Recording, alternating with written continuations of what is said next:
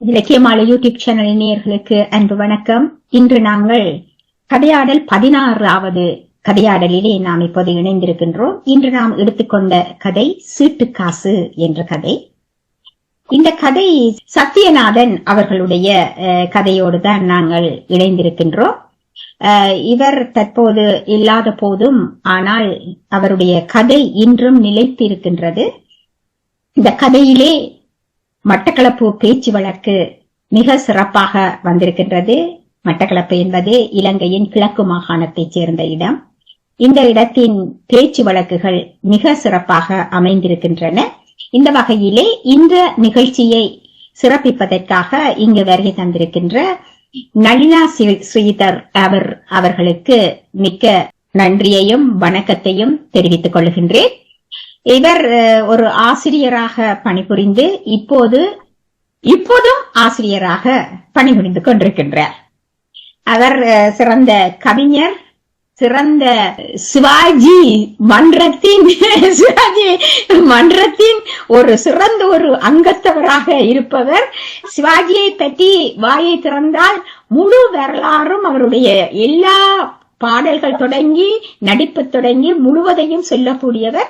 அப்படி என்றால் அவருடைய படத்தை எப்படி அவர் சினிமாவில் ரசித்திருப்பார். அப்படியான ஒருவர் தான் இன்று சிறுகதை, இந்த சீட்டுக்காசு என்ற சிறுகதைக்கு எப்படி தன்னுடைய பார்வையை எடுத்து சொல்ல வருகிறார் என்பதை நாம் இப்போது பார்ப்போம். இதே நேரத்திலே எங்களுடைய ரக்ஷனா, கலாநிதி ஜீவகுமாரன் அவர்களும் இணைந்திருக்கின்றார்கள். அவர்களையும் வரவேற்று இப்போது நான் நளினா அவர்களிடம் ஒப்படைக்கின்றேன். அனைவருக்கும் வணக்கம். கௌசி சொன்ன அளவுல நான் ஒரு பெரிய ஆசிரியரும் அல்ல, ஆனா ஓரளவுக்கு ஏதோ எனக்கு தெரிஞ்ச மாதிரி நான் படிச்ச விஷயங்களை இந்த மாணவர்களுக்கு சொல்லிக் கொடுத்து கொண்டிருக்கின்றேன். இப்போதும் எனக்கு 65 வயதாகிவிட்டது. இப்பவும் ஒரு பிரைவேட் ஸ்கூல்ல, இங்கிலீஷ் மீடியம் ஸ்கூல்ல இப்பவும் 6ஆம் வகுப்பு 7ஆம் வகுப்புகளுக்கு தமிழ் படிப்பித்த ஆசிரியர், பார்ட் டைம். நாவல்கள், சிறுகதைகள் வாசித்து அவற்றை பற்றி விமர்சிப்பது அது ஒரு பெரிய அலாதி பிரியமான ஒரு விஷயமாக எங்களுக்கு பல்கலைக்கழக வாழ்க்கையிலும் சரி, எங்களுடைய அட்வான்ஸ் லெவல் படிச்ச காலத்திலும் சரி அப்படி இருந்தது. ஏனென்றால் எங்களுக்கு அந்த வாசிப்பை தவிர வேறு எந்த ஒரு பொழுதுபோக்கும் கிடையாது. இப்பத்திய பிள்ளைகளுக்கு வாசிப்பில்ல, போனும் டெலிவிஷனும் தான். ஆனா நாங்கள் கொடுத்து வைத்தவர்கள் அப்படிப்பட்ட நல்ல ஒரு பொழுதுபோக்கிலே, நல்ல ஆசிரியர்களிடம் நல்ல ஒரு சூழலிலே நாங்கள் வளர்ந்திருக்கிறோம் என்பதுதான் எனது கணிப்பு. நான் இந்த சிறுகதையை வாசித்த போது, இந்த சிறுகதை ஆசிரியர் மட்டக்களப்பு காரதீவை புறப்படமாக கொண்டிருக்கின்றார். 1961 தொடக்கம் எழுத்துத் துறையில் ஈடுபட்டிருக்கின்றார். சிறுகதைகளுடன் வானொலி நாடகங்களையும் எழுதியிருக்கிறார். இந்த சிறுகதை கிழக்கின் 100 சிறுகதைகள் என்னும் நூலிலே கிழக்கு மாகாண பண்பாட்டல்வர்கள் திணைக்களம் வெளியிட்ட அந்த நூலிலே இடம்பெற்றிருப்பதாக அறிந்தேன். உண்மையிலேயே நாங்கள் இவரை பற்றி கௌசி மூலம் தான் அறிந்தோம். ஏனென்றால் இவரது பேரோ, இவரை பற்றின சிறுகதைகள் இவர் எழுதியிருக்கிறார் என்பதோ நாங்கள் படித்த வகையிலே எனக்கு ஞாபகமா இல்லை. கலாக்கும் தெரியுவது, நாங்கள் இவரிடம் ஒன்றாகவே படித்தவர்கள். இந்த சிறுகதையிலே நான் பார்த்த விஷயம் என்னென்று சொன்னால், அனைத்தும் பெண் பாத்திரங்கள். அந்த பெண் பாத்திரங்களை சுற்றித்தான் அந்த கதை நகர்கின்றது. இதிலே கதாநாயகியாக இருப்பவர் மாரிமுத்து கிழவி அல்லது மாரிமுத்து பெத்தா.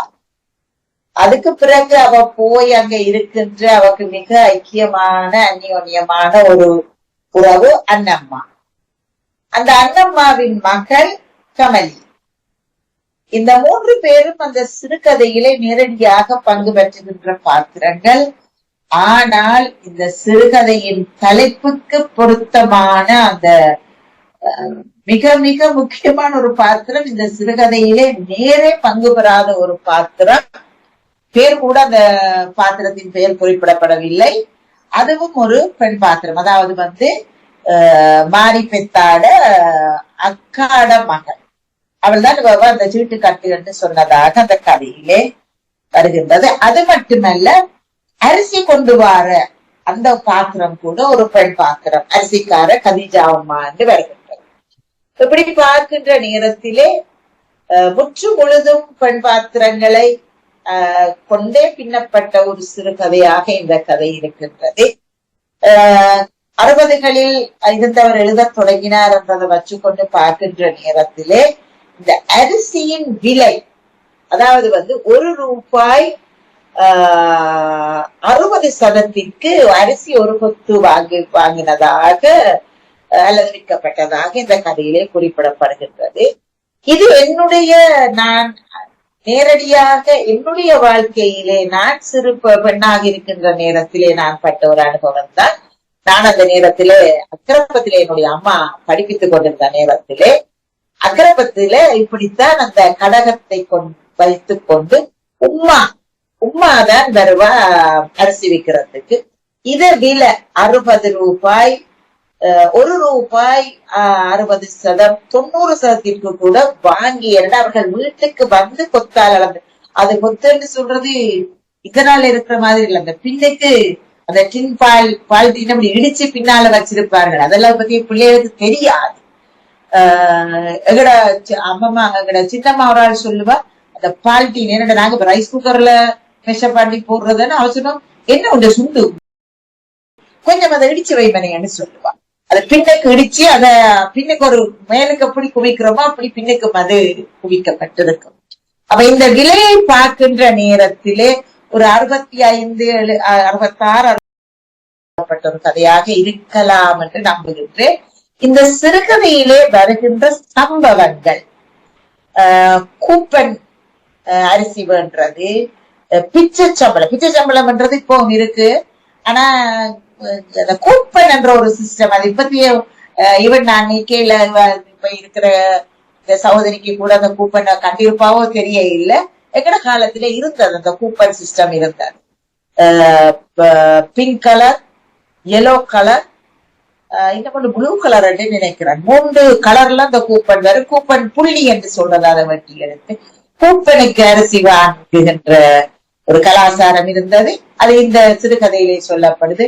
அது மட்டுமல்ல, இன்றைக்கும் இந்த கோதுமை மா இருக்கிறது பான் செய்கிற மா, அந்த மாவை இன்றும் கூப்பன் மா என்று சொல்லுகின்ற கலாச்சாரம். இது எல்லாம் இப்ப நம்மட வயசுக்கு பிறகு இது எல்லாம் யார் நினைப்பார்களோ தெரிவார்களோ தெரியாது. கூப்பன் மான்றுதான் அதை இன்றைக்கும் சொல்றது.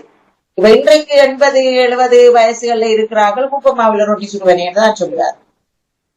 அப்ப அந்த காலத்து சம்பவங்களை அவர் என்னையும் அந்த காலத்துக்கு கொண்டு போனது. அந்த கூப்பன் கலர் எல்லாம் எனக்கு ஞாபகத்திலே வந்து போடு. அது மட்டுமல்ல, இந்த கதையிலே சொல்லப்பட்ட சில வர்ணனை, மாஞ்சரகு என்ன பெரிய வளவை கூட்டோட 7 மாமனே இந்த வளவை கூட்டுறதுக்கு 6க்கு 7 மணி எல்லாம் சொல்ற சம்பவங்கள் வருது. இப்ப வளவே இல்லையே கூட்டுறதுக்கு. வாரிகள் என்றுதான் மட்டக்களப்பில சொல்லுவார்கள், ஈட்டி விளக்கு மாறனுக்கு கூட்டுறது என்று சொன்னார். இன்னும் அந்த காலத்துல அந்த நல்லவேளை இந்த கதையில அது மென்ஷன் பண்ணப்பட இல்ல. ஆனா அந்த படத்துல அதோடதான் அவ இருக்கிறான். இந்த சிறுகதையில வந்த படத்தை பாத்தீங்கன்னு சொன்னா, அந்த படத்துல அந்த சின்ன பிள்ளையோட அவ இருக்கிற படத்துல அந்த கையில வச்சிருக்கிற அந்த தனி இப்பத்திய விளக்குமாறு மாதிரி இல்லை. அந்த கீழே இருக்கிற ஈக்கில் மட்டும் தனி எடுத்து கூட்டுற வழக்கம் தான் அந்த நாள்ல இருந்தது. அது நடிலா அந்த வீட்டுக்கு உள்ளுக்குதான் அதால கூட்டுறவங்க, வாசல் அதால கூட்டுறேன் புடிச்சு வெளியில கூட்டுறவங்க எங்கட வெத்தா கூட்டி இருக்கு, அரை கூட்டி வெத்தாச்சு அக்கரபத்துல. அது என்ன வளவு காணிய வளவு மெதப்பா பிடிச்சு கூட்டுறது. மட்டக்களப்பு அங்கால கிராமப்புறங்கள்ல இருந்திருக்கு, நான் கண்டிருக்கிறேன். உள்ளுக்கும் கூட்டுறதுதான் வெளியிலையும் கூட்டுறது. அப்படி இந்த கதையை பாக்குற நேரத்துல எங்கட அந்த பழைய சம்பவங்களை ஒரு அளவுக்காவது தொட்டு கொண்டு போகுது. ஆனா அந்த சிறுகதை அவர் இந்த காரதீவை சேர்ந்தவர் என்று குறிப்பிட்டிருந்தாலும் கூட இந்த இடம் களம் என்ன இந்த கதையில சொல்லப்பட இல்லை. அதால அது ஒரு பெரிய பிரச்சனையாகவும் இல்லை. மற்றது அந்த வார்த்தை பிரயோகம், சொல்லப்பட்ட வார்த்தை பிரயோகங்கள் ஆரம்பத்திலே வருது. வந்தது வராதுமா சக்க சளியே இருந்து விட்டங்களே சக்க சளிய. இந்த நான் ஒரு ஆசிரியராக இருக்கிறவரியா இந்த சக்கச்சளிய என்ற அந்த தொடர் இப்ப எங்க பாவிக்கப்பட்ட கனடால இருக்கிற முத்துலிங்கம் என்ற ஒரு எழுத்தாளர் அவர் எழுதிய கம்ப்யூட்டர் என்ற ஒரு சிறுகதை இப்ப மாணவர்களுக்கு நான் இப்ப பென்ஷனுக்கு வர முதல் படிப்பிச்சிருக்கிறேன். கம்ப்யூட்டர் என்ற ஒரு சிறுகதை. அதுல அவர் கம்ப்யூட்டரை வர்ணிக்கக்குள்ள இப்படிதான் சப்பழிஞ்சு போய் கல்லூரி மங்கன் மாதிரி கிடக்குது. இந்த சப்பழிஞ்சு அந்த வார்த்தை பிரயோகம் இருக்குத்தானே, அது கூட நம்ம காலத்துக்கு பிறகு யாருக்கு பாவிக்க போறாங்களோ தெரியாது. அடுத்த விஷயம் பெத்தா என்று சொல்றது, யாழ்ப்பாணத்துல அது இருக்காண்டில பெட்டிக்குள்ள பெத்தா என்று சொல்ற மிகவும் அந்யோன்யமாக யாரையும் பெத்தாண்டு சொல்றது. கொஞ்சம் வயசு போனாக்கள் பெத்தாண்டு மாதிரி அம்மா எங்க மனே போயிட்டா அம்மான்னு சொல்ல அம்மா என்று சொல்றது. போயிட்டாவு அந்த உகர இதுகளை போயிட்டாவு வந்துட்டாவு இருக்காவு இருக்காது இனி இனி இனி என்ன வந்துருவாவு மனே மனே மனே மனே என்று சொல்றது. ஈனைக்கு உள்ளம் உங்களுக்கு தெரியுமா? அப்ப தமிழில் ஒள்ளு பரிசாரியார் என்ற ஒரு ஆளே இருந்தவர். அதனால பரிசாரியார் தானே அவர் என்ன உள்ளங்குடிமனே உள்ளங்குடிமனே ஒள்ளுப்பமடுமனே என்று அவர அப்ப மட்டக்களப்புல அப்படியான சுவாரஸ்யமான விஷயங்கள் உள்ளம் பண்றது இருக்குத்தானே உள்ளம். அடுத்தது பொண்டுகள் என்று சொல்றது. அந்த பொண்டுகள் எல்லாம் வந்தாங்க. அந்த 4-5 பொண்டுகளோட நானும் வந்தவனே என்றான். அதே இப்ப பார்த்தா அந்த உருவாக்கி நாம என்ன வேண்டலாம். ஆனா அது அந்த பிச்சை சம்பளம் என்றாலும் அது அவரோட பிச்சைன்றதை மறைக்கிறது அப்புறம் சம்பள காசு வரல மனசு சொல்றது அழுத்தம் கொடுத்திருக்கேன் சொல்லி ஏண்டா மனசி இப்பவும் உழைச்சி சேமிக்கிற மனசு என்ன அல்ல அந்த அவ பத்தி விவரிக்கக்குள்ள சொல்லப்படுது. அவ 4-5 வீட்டை போய் கூட்டுறா. ஆனா எல்லாரும் வீட்டையும் போய் அவ கூட்டுறது இல்ல. அதே தன்மான கிளவி. அந்த தன்மானம் தான் அந்த கிளவிய உண்ட சாவுக்கு உதவும். அவள் அடுத்த ஜெனரேஷன் கொஞ்சம் உள்ள புத்தின்றதுல அங்க வந்துட்டு அவள் அந்த பாத்திரம்.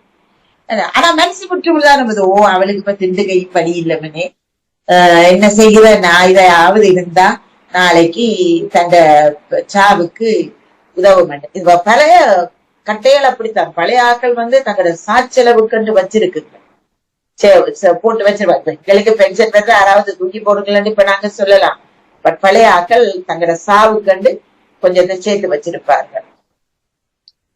அடுத்தது அவட தோற்ற பொலிவை காட்டுற நேரத்துல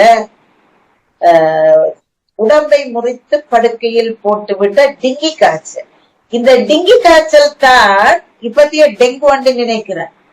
டெங்கு காய்ச்சல் அந்த நல்ல டிங்கி காய்ச்சல் தான். என்னோட பழைய நான் ஓலெவல் படிக்கிற நேரத்துல 74-75ஆம் ஆண்டுல சுகாதார புத்தகத்துல டிங்கி காய்ச்சல் தான் டிங்கி காய்ச்சல் தான். அப்படி அடுத்தது அவளுடைய சுருங்கி போன முகத்தையும் வகுடெடுத்து வராது கோதி இருந்த நிறை பாய்ந்த சின்னஞ்சிறிய கொண்டையையும் குளிந்து போய் கண்களையும் பரிதாபமாக பார்த்து கொண்டிருந்த கமலி மீதானா பெத்தா எங்களுக்கு தெரியாம போயிட்டுன்றால். அதாவது அவ அச்சோம் இல்லாம இருந்த அந்த கதையை சொல்ல அந்த பிள்ளை சொல்ல தெரியாம தாயில் அடி தெரிஞ்சிருந்தா அம்மையாவது நான் அனுப்பியிருப்பேன் உன்னை பாக்குறதுக்கு. அப்ப ஒரு சுராட்சி சின்ன வயதுலயும் அவளுக்கு எவ்வளவு அம்மாவை போல நல்ல மனசு இருக்கு சொல்லுது. மற்றது அவட அந்த வேலையை பற்றி நான் சொன்னா கூட்டி பெருக்கிறது என்றால் அதுதான் நான் ஆரம்பத்திலே சொன்னேன். அந்த பெரிய வளவு அதனால கூட்டுறது ஒரு பெரிய தொழில். இப்ப அதை சும்மா தண்ணி போட்டு போகலாம். அடுத்த விஷயம் இந்த சூழலை பற்றி அவ சொல்ற நேரத்துல மாமரங்கள் பொதுவாக மட்டக்களப்புல சூளை பாய்ந்தடமா தான் இருக்கிறது. அடுத்த விஷயம் இந்த சிறுகதையில நான் பார்த்த ஒரு விஷயம் என்னென்றால் இந்த பஞ்ச காலத்தை பற்றிய ஒரு விவரிப்பு அங்க வருது.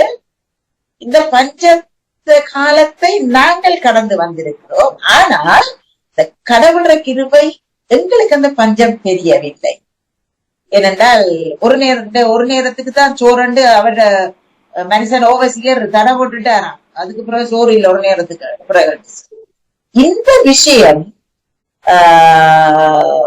70கள்ல எங்களுடைய மாண்புமிகு பெண் பிரதமர், உலகத்தின் முதலாவது பெண் பிரதமர் திருமதி ஸ்ரீமா பண்டார் நாயக்கான காலத்துல ஒரு சிஸ்டம் இருந்தது. செவ்வாய்க்கிழமையில ஹோட்டல் வழிய அரிசி சாப்பாடு, வெள்ளிக்கிழமையில மரவள்ளிக்கிழங்கு சமைக்கிறது. வெள்ளி மரவள்ளி என்று சொல்லுகின்ற கதைகளையும் நான் சின்ன வயதுல கேட்டு இருக்கேன். மரவள்ளி நாட்டை 3 நேரமும் அரிசி சோறு சாப்பிடலாம். அந்த பஞ்சத்தையும் ஒரு அளவுக்கு அவர் தன்னுடைய சிறுகதையிலே தொட்டு காட்டி செல்லுகின்றார். அடுத்த விஷயம், இந்த கதையை நான் வாசித்த நேரத்திலே எனக்கு பிடித்த விஷயம், அவர் வாழ்க்கையில தத்துவத்தை சொல்றேன். என்ன சொல்றாரு என்றால், யோசிச்சு என்னவனே பிரயோசனம், நம்ம படைச்ச ஆண்டவன் உசிரையும் உடம்பையும் உண்டாதான் படைச்சான். ஒரு நாள் இந்த உசிர உடம்புல இருந்து எடுப்பான். அது எப்ப என்று பிரம்மதேவனுக்கு தெரியா. அப்ப இந்த பிரம்மதேவனுக்கு தெரியாண்டா எவன் தான் கொண்டு போறான், சைவ பிரம்மடி எவன் கொண்டு போவான்ன்றது படைச்ச பிரம்மனுக்கு தெரியா. அங்க கிளவில அந்த கதையில தத்துவம், படைச்ச பிரம்மனுக்கு தெரியாது. எப்ப அந்த டியூட்டி வேற ஆள்ற டியூட்டி, எப்ப போக மாட்டேன். அடுத்தது, உசிரே எங்கேயோ நம்மள அறியாம, அருமை பெருமையான உசிரே எங்கேயோ நம்மள அறியாம ஓடத்தான் போகுது. அதுக்கு பிறகு இந்த நாத்தக்கட்டைய யாரு கவனிக்க போறான்? ஏன் கவனிக்கணும்? கவனிச்சுதான் என்ன புண்ணியம்? எப்படித்தான் சோடிச்சு விட்டாலும் கட்டதான். உயிர் அதுக்குள்ள இருக்கக்குள்ளதான் அதுல மான மரியாதை எல்லாம். நான் எந்த குடும்ப கஷ்டத்தோட இப்ப எனக்கு உதவி செய்ய இயலாதன்ட்டு நீ நினையாத. உனக்கு அந்த சீட்டை கட்டி முடிக்க உதவி செய்வேன். இப்ப இந்த கிழவி அந்த சுத்தி இப்ப சீட்டோட தொடங்கிட்டா அவளால சாப்பிட கொடுங்க. மோல்ட்ட மில்க் வண்டி குடிக்குது. அந்த மால்டட் மில்க அவங்க மோட்டை மில்க்கு போத்தல் சொல்றது மட்டக்களப்புல இருந்திருக்கு. வேற இடங்கள்ல இருந்ததும் தெரியாது. ஏன்னா எங்கட அம்மா வித்தாலாம் சொல்லுவாங்க, மணி மோட்டை மில்க்கு வண்டி குடிக்கணும் தானே, இந்த ஹாலிக்ஸ் போத்தல அவங்க மோட்டை மில்க் போத்தல்னா சொல்லுவாங்க. அப்படி தனக்கு வருத்தம் வந்தும் தான் உழைச்சும் கூட அந்த சீட்டொண்ட கட்டிட்டு, ஏனண்டா இதை இப்ப நான் எப்படி பாக்குறேன் என்றால், நாங்க மிச்சம் கௌரவமா பேங்க் லோன் எடுப்போம். பேங்க் லோன் எடுத்துதான் காரும் வேண்டுவோம், களவும் வேண்டுவோம், வீடும் வேண்டுவோம். ஆனா பெரிய லெவலா வெளிக்கிட்டு போவோம். எங்களுக்கு தான் தெரியும் மாதம் சம்பளம் பார்த்தா எவ்வளவு வெட்டுப்படும். அப்ப இங்க அது சீட்டு பிடிக்கிறது. இப்போ நீங்க எதுக்கு சீட்டு பிடிக்கிற சிஸ்டம், பட் சிலர் பேங்க் லோன்லயே ஓடிக்கொண்டிருக்கிறார்கள். அதுக்கு பிறகு தன்னால உதவி இந்த தொடர்ந்து கட்டையிலாது பஞ்சம் வந்துட்ட உடனே இந்த சீட்டை பற்றி தான் அந்த கிளவிக்கு ஓடிக்கொண்டிருக்கு. கதை எப்படித்தான் முடியுது, நீயாச்சும் எடுத்து கட்டம்மனே என்றுட்டு மொத்தம் பார்க்குது மனுஷி. வாசகர்களுக்கே சில தீர்மானங்களை விடுறதுன்றதும் நவீன இலக்கியங்கள்ன்ற ஒரு மரபுதான். எனவே என்றால் தீர்ப்பை நீங்க சொல்லக்கூடாது, வாசகர்கள் சொல்லட்டும் என்ற மாதிரியும் சில கொள்கைகள் இருக்கு. அந்த வகையில கிளவி சீட்டை பற்றி பாதுகாத்து இருக்கிறான். கட்டுவியாவணி என்று கேட்ட மாதிரியே இருக்கா. அந்த வகையில இந்த தலைப்பு மிக பொருத்தம் என்று நினைக்கின்றேன். அது மட்டுமல்ல, இந்த கதையை வாசிக்கின்ற நேரத்திலே இது மட்டுமல்ல, கௌசிக்காக நான் இந்த தகவலை சொல்லுகின்றேன். கோட்டமாவடியிலே SLM ஹனிபா என்ற ஒரு எழுத்தாளர் இருக்கிறார். மால் நீங்கள் அவரை பற்றி அறிஞ்சீங்களோ தெரியாது. அவர் மக்கத்தின் சாலை என்ற இப்ப அண்மையில அஞ்சரப்பட்டியோ ஏதோ ஒரு புத்தகம் ஒன்று வெளியீடு செய்தவர். அவர் மக்கத்தின் சால்வை என்ற சிறுகதையிலே அந்த மாதிரி இருக்கும். அந்த மட்டக்களப்பு பிரதேச வழக்கு அவர் அந்த கதையை நான் என்ன பேர் சால்வை, மக்கத்தின் சால்வை, மக்கத்தின் சால்வை. ஏனென்றா அந்த ஒரு கௌரவத்துக்கு நாங்கள் பொன்னாட போத்துற மாதிரி மக்கத்து சால்வை போத்துற வழக்கம் முஸ்லிம்களிடையே இருக்கு. அது அந்த கதையை நீங்க வாசிச்சு கொண்டு போன என்னட்ட இருக்கு. நான் ஏன்னா அந்த பழைய புத்தகத்துல நான் பிள்ளைகளுக்கு படிப்பிச்சிருக்கிறேன். அதே கிட்டத்தட்ட 90 காலப்பகுதியில டெக்ஸ்டுக்கு இருந்தது. அந்த கதை இப்படித்தான் ஸ்டார்ட் பண்ணுது பாருங்க. தம்பி மம்மனி வா, ஞாபகம் இருக்காடாமனே, அன்றைக்கு உங்க வாப்பா எல்லாம் அவர் படிக்க எழுது, உங்க வாப்பா எல்லாம் பேசாம வாய பொத்திட்டேங்க, நீ சின்ன பொடிய காகத்தை போலே அதை கண்டு உங்க சத்தம என்னைக்கு விசிலடிச்சாப்புல இருந்துச்சு. மக்கள் சால்வையில அவர் கையாளுற மொழி நட மட்டக்களப்பு தமிழ் பெஸ்ட். அதாவது மட்டக்களப்பு கிராமப்புறத்திலே இருக்கின்ற, அதை நான் பிரிச்சு பார்க்க எனக்கு விருப்பம் இல்ல. முஸ்லிம்கள் கதைக்கிற தமிழா, தமிழர்கள் கதைக்கிற, நீங்க அக்கரைப்பத்து, தம்பிலுவில், இங்க திருக்கோயில், ராவூர் அந்த பக்கம் போனீங்கன்னு சொன்னா தமிழர்களும் முஸ்லிம்களும் ஒரே மாதிரி தான் தமிழ் கதைப்பாரு. ஆகையினால் அதை நான் பிரிச்சு பார்க்க விரும்ப இல்லை. இன்றைக்கும் வெத்திச்சாரு, அவர்தான் வெத்திச்சாருன்னு. ஆனா அந்த மக்கள் சால்வையிலே பிடித்த இன்னும் ஒரு விஷயம், எப்படி கம்பு சுத்துறதுன்றத வரிக்கு வரி அவர் விவரிச்சிருக்கிறார். அவர் சொன்னது அதுல பட் அவருடைய கையா அவருடைய எழுத்து இதை விட அங்க அவருடைய கதையிலே மிக திறமையாக இருக்கும். அதே போல தாய் என்கின்ற ஒரு சிறுகதை எங்கட வானானா ராசரத்னம் அவர்கள் எழுதினத்திலையும் வச்சிட்டேன். பாத்தா வாத்தியார் ரோட்டு போடல்ல கோட கொண்டல் காலத்துல இந்த கழித்தரை கெட்டிச்சு போய்த்து வடிச்சலடிச்சேனை தென்னை மரம் நிக்கி பெண்ணந்தரிய இழுப்ப மரம் நடுவுல நிக்கி இப்படி என்ற எங்கட வானான ராசரத்னம் ஐயா அவர்களும் அந்த மட்டக்களப்பு பேச்சு தமிழ்களை கையாண்டு இருக்கின்றார். இது அதெல்லாம் ஆண்கள் சம்பந்தமான உரையாடெல்லாம் வந்தது. இது எனக்கு பிடிச்சது முழுக்க முழுக்க பெண்கள் தான். இதுல ஒரு சுவாரஸ்யமான விஷயம் என்னன்னா, நான் 86 87 பிள்ளைகளுக்கு படிப்பிக்கிற நேரத்துல ஒரு டெக்ஸ்ட் ஒன்று இருக்கு. அதுல சகினா கிளவி, அந்தோ கிளவி, அப்ப பொடிய நெழுக்க படம், நான் பொடிய நெழு என்ன டீச்சர் எல்லாம் கிளவி கிளவி நீங்க படிச்சிருப்பீங்க இல்லையா வளர்ந்தது. சகினா கிளவி, அந்தோ கிளவி, இன்னும் ஒரு கிளவி வந்தவ அந்த தந்த என்ன பிரஜா உரிமை வேணும் என்று சொல்லி அந்த அதிகம் ஒரு கிளவிதான். ஐயோ டீச்சர் எல்லாம் கிளவி என்ற கதையா தானே எனக்கு சிறுகதைய வாசிக்கல. எனக்கு அந்த பெத்தாவோட இவ மாறி அந்த பொம்பளை பிள்ளையும் சட்டை ஓட்டுகள் கேட்டு பாவாடை சட்டை பழைய காலத்துக்கு ஏற்ற மாதிரி அந்த படம் நீங்களே இதுல டவுன்லோட் பண்ணி போட்டீங்களோ தெரியாது. மொத்தத்துல அந்த சிறுகதை எனக்கு பிடித்திருந்தது. அதே போல இன்னும் பல சிறுகதைகளை நான் வாசித்தபடியால் எனக்கு அந்த கதையும் ஒரு நல்ல ஒரு விஷயத்தை சொல்லுது. அந்த காலத்துல அந்த படிப்பறி தங்களோட சீவியத்தை கொண்டு போற பெண்கள் எப்படி சிக்கனமாக தங்களுடைய வாழ்வாதாரம் சிக்கனம் மட்டுமில்ல கௌரவமாகவும் தேடிக்கொண்டார். ஏன்னா அவங்க கதையை பற்றி சொல்லக்கூடாது எல்லாமே விட்டு அது கூட்டுற இல்லையா தெரியும். அப்ப அந்த விதத்துல அந்த கதையை நான் இப்படி ஒரு சந்தர்ப்பத்தை எனக்கு கௌசி தந்ததை நான் மிகவும் சந்தோஷப்படுறேன். நான் கவலைப்படுற விஷயம் என்னன்னு சொன்னால், இப்படியான ஒரு ஆள் காரணிகளை இருந்திருக்கிற நான் மட்டக்களப்பில பிறந்து வளர்ந்து தமிழை ஒரு ஸ்பெஷல் டிகிரியாக செய்த எனக்கு கௌசி அனுப்பித்தான் அவரோட பேரே தெரியும். அப்ப நான் நினைக்கிறேன் யுவராஜா சார் தேடினவர் தானே எங்கட பண்மையிலே காலஞ்சந்த பேராசிரியர் யுவராஜா. அவர்கிட்ட இருக்குதோ தெரியல, அவர் மட்டக்களப்பு பகுதியை வச்சுக்கொண்டு தேடினவர். எவ்வளவோ தகவல்கள் நாங்க அறியாதவர்கள் எவ்வளவோ பேர் இருக்கிறார்கள். கௌசி அந்த முயற்சிக்கு மனமாற வாழ்த்துறேன் கௌசி. இவ்வளவு நேரம் அந்த அலப்பறைய கேட்டுக்கொண்டு இல்ல அது முடியல, இன்னும் முடியல, இன்னும் இருக்குது உங்களுக்கு கலந்துரையாடல இருக்குது. இப்ப உங்களுக்கு முதல்ல நன்றிய சொல்லிக் கொள்றேன். என்னன்னு சொன்னா, இந்த கதையில அவர்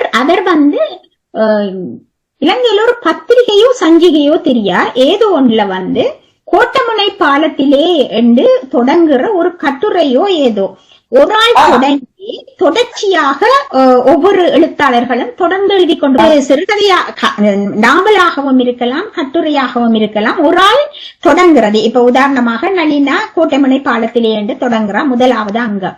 இரண்டாவது அங்கம் கலாநிதி ஜீவகுமாரன் அதே கோட்டமுனை பாலத்திலே தொடரும். அப்படி தொடர்ந்து அப்படி எழுதின இதுல இவரும் எழுதியிருக்கிறாராம் என்று சொல்லி நான் கேள்விப்பட்டேன். இந்த எழுத்தாளரும் அப்படி அதை நான் தேடி பார்க்கணும். அந்த கோட்டமுனை பாலம் என்ன விஷயம் எழுதினது தெரியாது. இல்ல, கோட்டமனை பாலத்திலேதான் தலைப்பு அந்த கட்டுரைக்கோ சிறுகதைக்கோ இந்த நாவலுக்கோ சிறிய நாவலுக்கோ அதுதான் தலைப்பு. மற்ற சாட்சியளவு நீங்க சொன்னீங்களோ அந்த சாட்சியளவுக்கு சொல்லி வயசானவர்கள் சேர்த்து வைக்கிறதா இங்கேயும் இருக்குது. இங்கேயும் இப்ப நாங்க எல்லாம் இன்சூரன்ஸ் சேர்த்து வைக்க இன்சூரன்ஸ்ல போடுறது அது இன்சூரன்ஸ் ஸ்டார் பங்கெல்ட் சொல்லி சொல்லுவாங்க. அப்ப அதுல நாங்க மாதம் மாதம் சேர்த்தால் அப்புறம் எங்கட பிள்ளைகளுக்கு தொந்தரவு இல்லை. நாங்க இறந்தால் எங்கட உடம்ப கொண்டு போய் இருக்கிறதுக்கு இங்க நிறைய செலவு தானே, ஆக குறைஞ்சது 5000 ரூபாவது வேணும். அப்படி என்னால் அப்ப பிள்ளைகளுக்கு அது உதவியாக இருக்குமென்னு நாங்க இன்சூரன்ஸ் செய்யறோம். அது சாட்செலவு எல்லா இடமும் அதுல இருக்குது. அது அந்த பொறுப்பானாக்கள் செய்வாங்க. என்னன்னு சொன்னா மற்றவங்களுக்கு தொல்லை கொடுக்க கூடாது. இறக்குற சந்தர்ப்பத்துல கூடியும் எங்களை முகஞ்சொலிக்காம எங்கட உடம்ப கொண்டு புதைக்க வேணும் எரிக்க வேணும் என்ற அந்த எண்ணத்துக்காக செய்யறது. சீட்டு பிடிக்கிறது இருக்குது. அதுவும் இங்க எங்கட மக்கள் மற்றவங்களுக்கு இப்ப ஐரோப்பா மக்களுக்கு அந்த சீட்டு பிடிக்கிறது பற்றி தெரியாது. ஆனா எங்கட மக்கள் இங்க செய்யறாங்க. தங்கச்சீட்டு பிடிக்கிறாங்க. தங்கச்சீட்டு சொல்லி அந்த சீட்டை பிடிச்சு அந்த தங்கம் வாங்குறது. அது எங்கட விளையாட்டு தெரியும் தானே எங்கட அக்கட. அப்ப தங்கச்சீட்டு பிடிப்பாங்க. மற்றது சீட்டு பிடிக்கிறது எங்கட பொம்பளைகள் தான் அதை செய்யறதுக்கு, பெண்கள் தான் அதை செய்யறது. அதே இதுதான் இந்த மாறி கிழமைக்கும் அங்கேயும் நான் நினைக்கிறேன் ஆண்களை விட பெண்கள் தான் அந்த சீட்டு பிடிக்கிறது செய்வார்கள் நினைக்கிறேன். மற்றது இன்னொன்று அந்த காலத்துல கிழவிகள் எவ்வளவு சுறுசுறுப்பானவர்கள் என்றது இந்த கதையில தெரியுது. அங்க இப்ப இங்க உள்ள அந்த கிளவிகள் மாதிரி சும்மா குந்திக்கிட்டு இருந்து டிவிய பார்த்து கொண்டு ஏழுதில்ல, கை ஏழுதில்ல, கால் ஏழுதில்ல, அப்படி சொல்றது இல்ல. அங்க என்ன கட்டாயம் செய்வாங்க. எங்கட ஆட்சி எனக்கு ஞாபகம் இருக்குது. ஒவ்வொரு நாளும் காலையில வாசல் கூட்டுற தொழில் அவதான். அப்படி அழகா கூட்டுவா. ஒரே ஷேப்புல அப்படி கூடாது. இல்ல நாங்க நடந்துடக்கூடாது. நடந்தால் அந்த அளவு அவ்வளவு அழகாக அந்த அந்த ஞாபகத்தை உண்டாக்கியது. மற்றது அந்த நோயதுகளோட போராடுறது. அந்த பெண்கள் வயதானவர்கள் நோயதுகளோட போராடுற அந்த அதையும் அந்த இதுல எழுதி தந்திருக்கு. மற்றது அந்த ஒரு சமூகத்துல ஒரு குறைபாடு என்னன்னு தெரியுமா? அந்த ஒரே வீட்டுல இருக்கிறா அவ தனக்கு காசு வேணும்ன்றதுக்காக ஏமாத்தி சீட்டு கட்ட சொல்றது இவ்வளவு ஒரு அவக்கு என்னன்னு தெரியாது. ஆனா இந்த வேலையை செய்யறது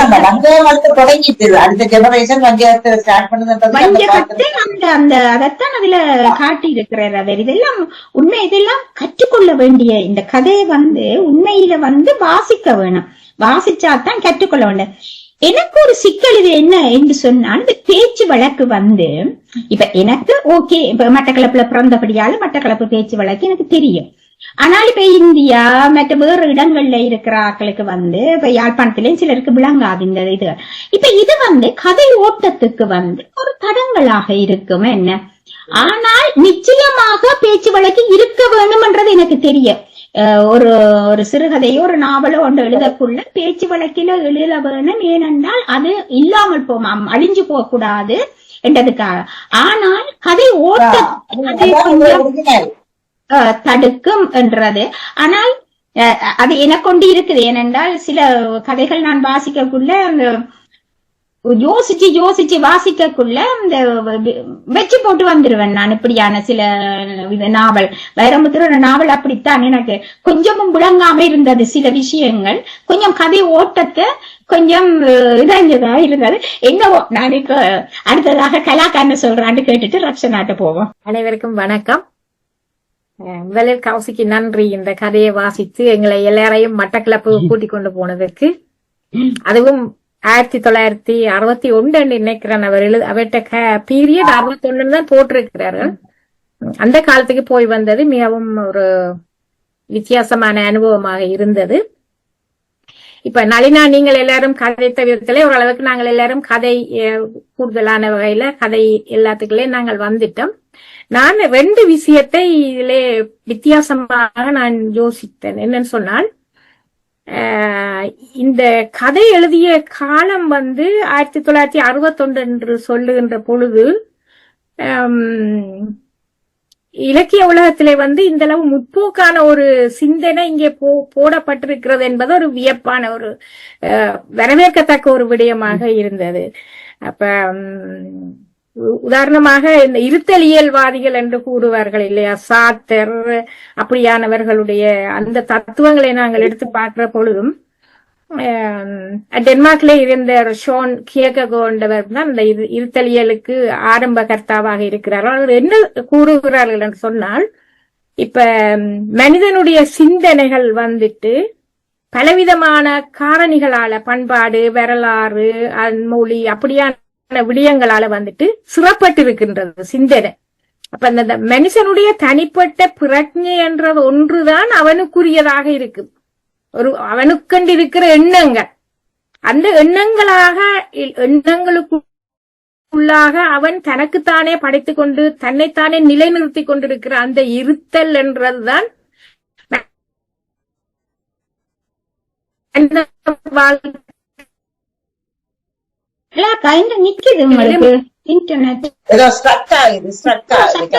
ஒன்று. இப்ப மெட்டவே சொன்ன கேக்குதா? சத்தம் கேக்குதா? ஓகேயா?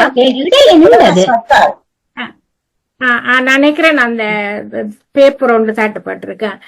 அப்ப அந்த தனி மனிதனுடைய சிந்தனை அவனுக்குரியதாகவே இருக்கிறது. அந்த சிந்தனையை மையப்படுத்தி அவனுடைய வாழ்க்கையை அவன் நிர்மாணிக்கின்ற பொழுது அந்த இருத்தல் அவனுக்குரியதாகிறது.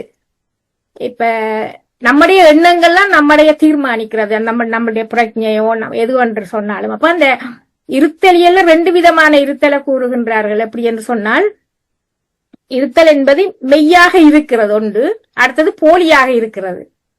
இப்ப மெய்யாக இருக்கிறது எனக்கு இது பட்டிருக்குது, இதுதான் என்னுடைய இஷ்டம், எனக்கு இது சரியாக இருக்கிறது, எனக்கு இது கம்ஃபர்டா இருக்குது, இது எனக்காக நான் வாழுகிறேன் என்ற ஒரு இருத்தல். அடுத்தது போலி இருத்தல் என்றது ஊருலகத்துக்காக நாங்கள் இருக்கிறது, விருப்பம் இல்லாட்டியும் ஊருலகத்துக்காக இருக்கிறது. அப்ப இந்த இருத்தலியலை பற்றி நான் சும்மா பார்த்து கொண்டிருக்கிறப்போ இந்த பீரியட சொல்றாங்க 1930 தொடங்கி 1950 வரையில அந்த இருத்தலியல்வாதிகள் தாக்கம் இலக்கியம், கலை அதுகள்ல கூடுதலாக வந்திருக்குன்னு சொல்லி பார்த்தால், இவர் இந்த கதையை எழுதி இருக்கிறது 1961. கிட்டத்தட்ட அந்த மேலத்தைய சிந்தனைகள், பின்னவீன சிந்தனைகளை இவர் உள்வாங்கி இருக்கிறார். இப்ப இந்த பெண்மணியை எடுத்துக்கொண்டோம் என்று சொன்னால், அவ ஏர்லைன் டிபெண்ட் இல்லாமலுக்கு வாழ விரும்பி இருக்கிறார்.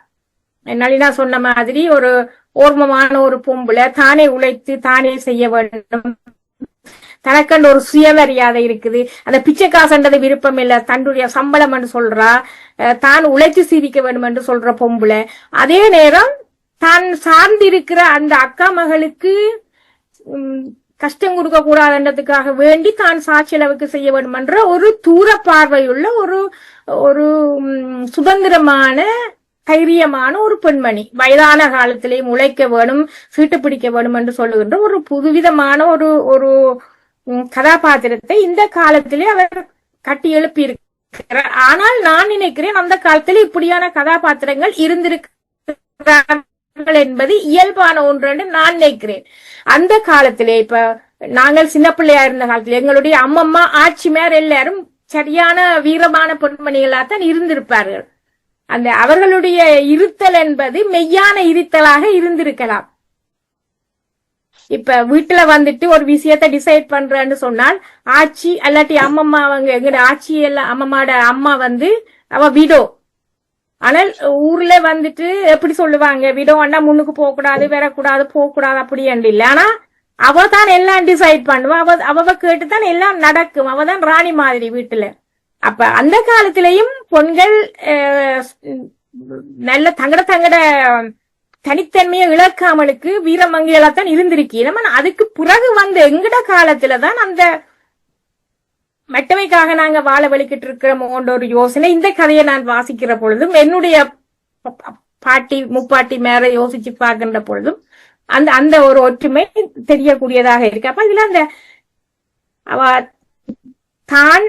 தன்னுடைய இருப்பை தானே தீர்மானிக்க வேண்டும். ஆனால் அதே நேரத்தில் அவளுக்கு ஒரு மயக்கம் வருகிறது. அந்த அக்கா மகள் கொஞ்சம் சுத்தமாத்து பண்ணிட்டா, சீட்டு காசு போட்டால் இது பண்ணலாம்னு சொல்லி அவருடைய சிந்தனையை அந்த அக்கா மகள் திருப்பி கொண்டு போற அதே நேரத்துல இன்னொரு கதாபாத்திரம் வந்து இல்ல இல்ல ஹாஹா இந்த பாதையால நீ போகாத, நீ இந்த பாதையால போண்டு ஒரு வழிகாட்டுற மாதிரி ஒரு கை காட்டி இந்த பாதையால நீ போகணும்னு சொல்ற மாதிரி அந்த அண்ணம்மாவுடைய பாத்திரம் படைப்பு அமைந்திருக்கிறது.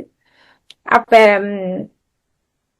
இந்த ஒரு விதத்திலே நாங்கள் இதை பார்க்கின்ற பொழுது மிகவும் பழைய அழகாக சொல்லி இருக்கிறது. சிறுகதை என்ற ஒரு அமைப்பை நாங்கள் பார்க்கின்ற பொழுது அதுல இன்னும் ஒரு விடயம்,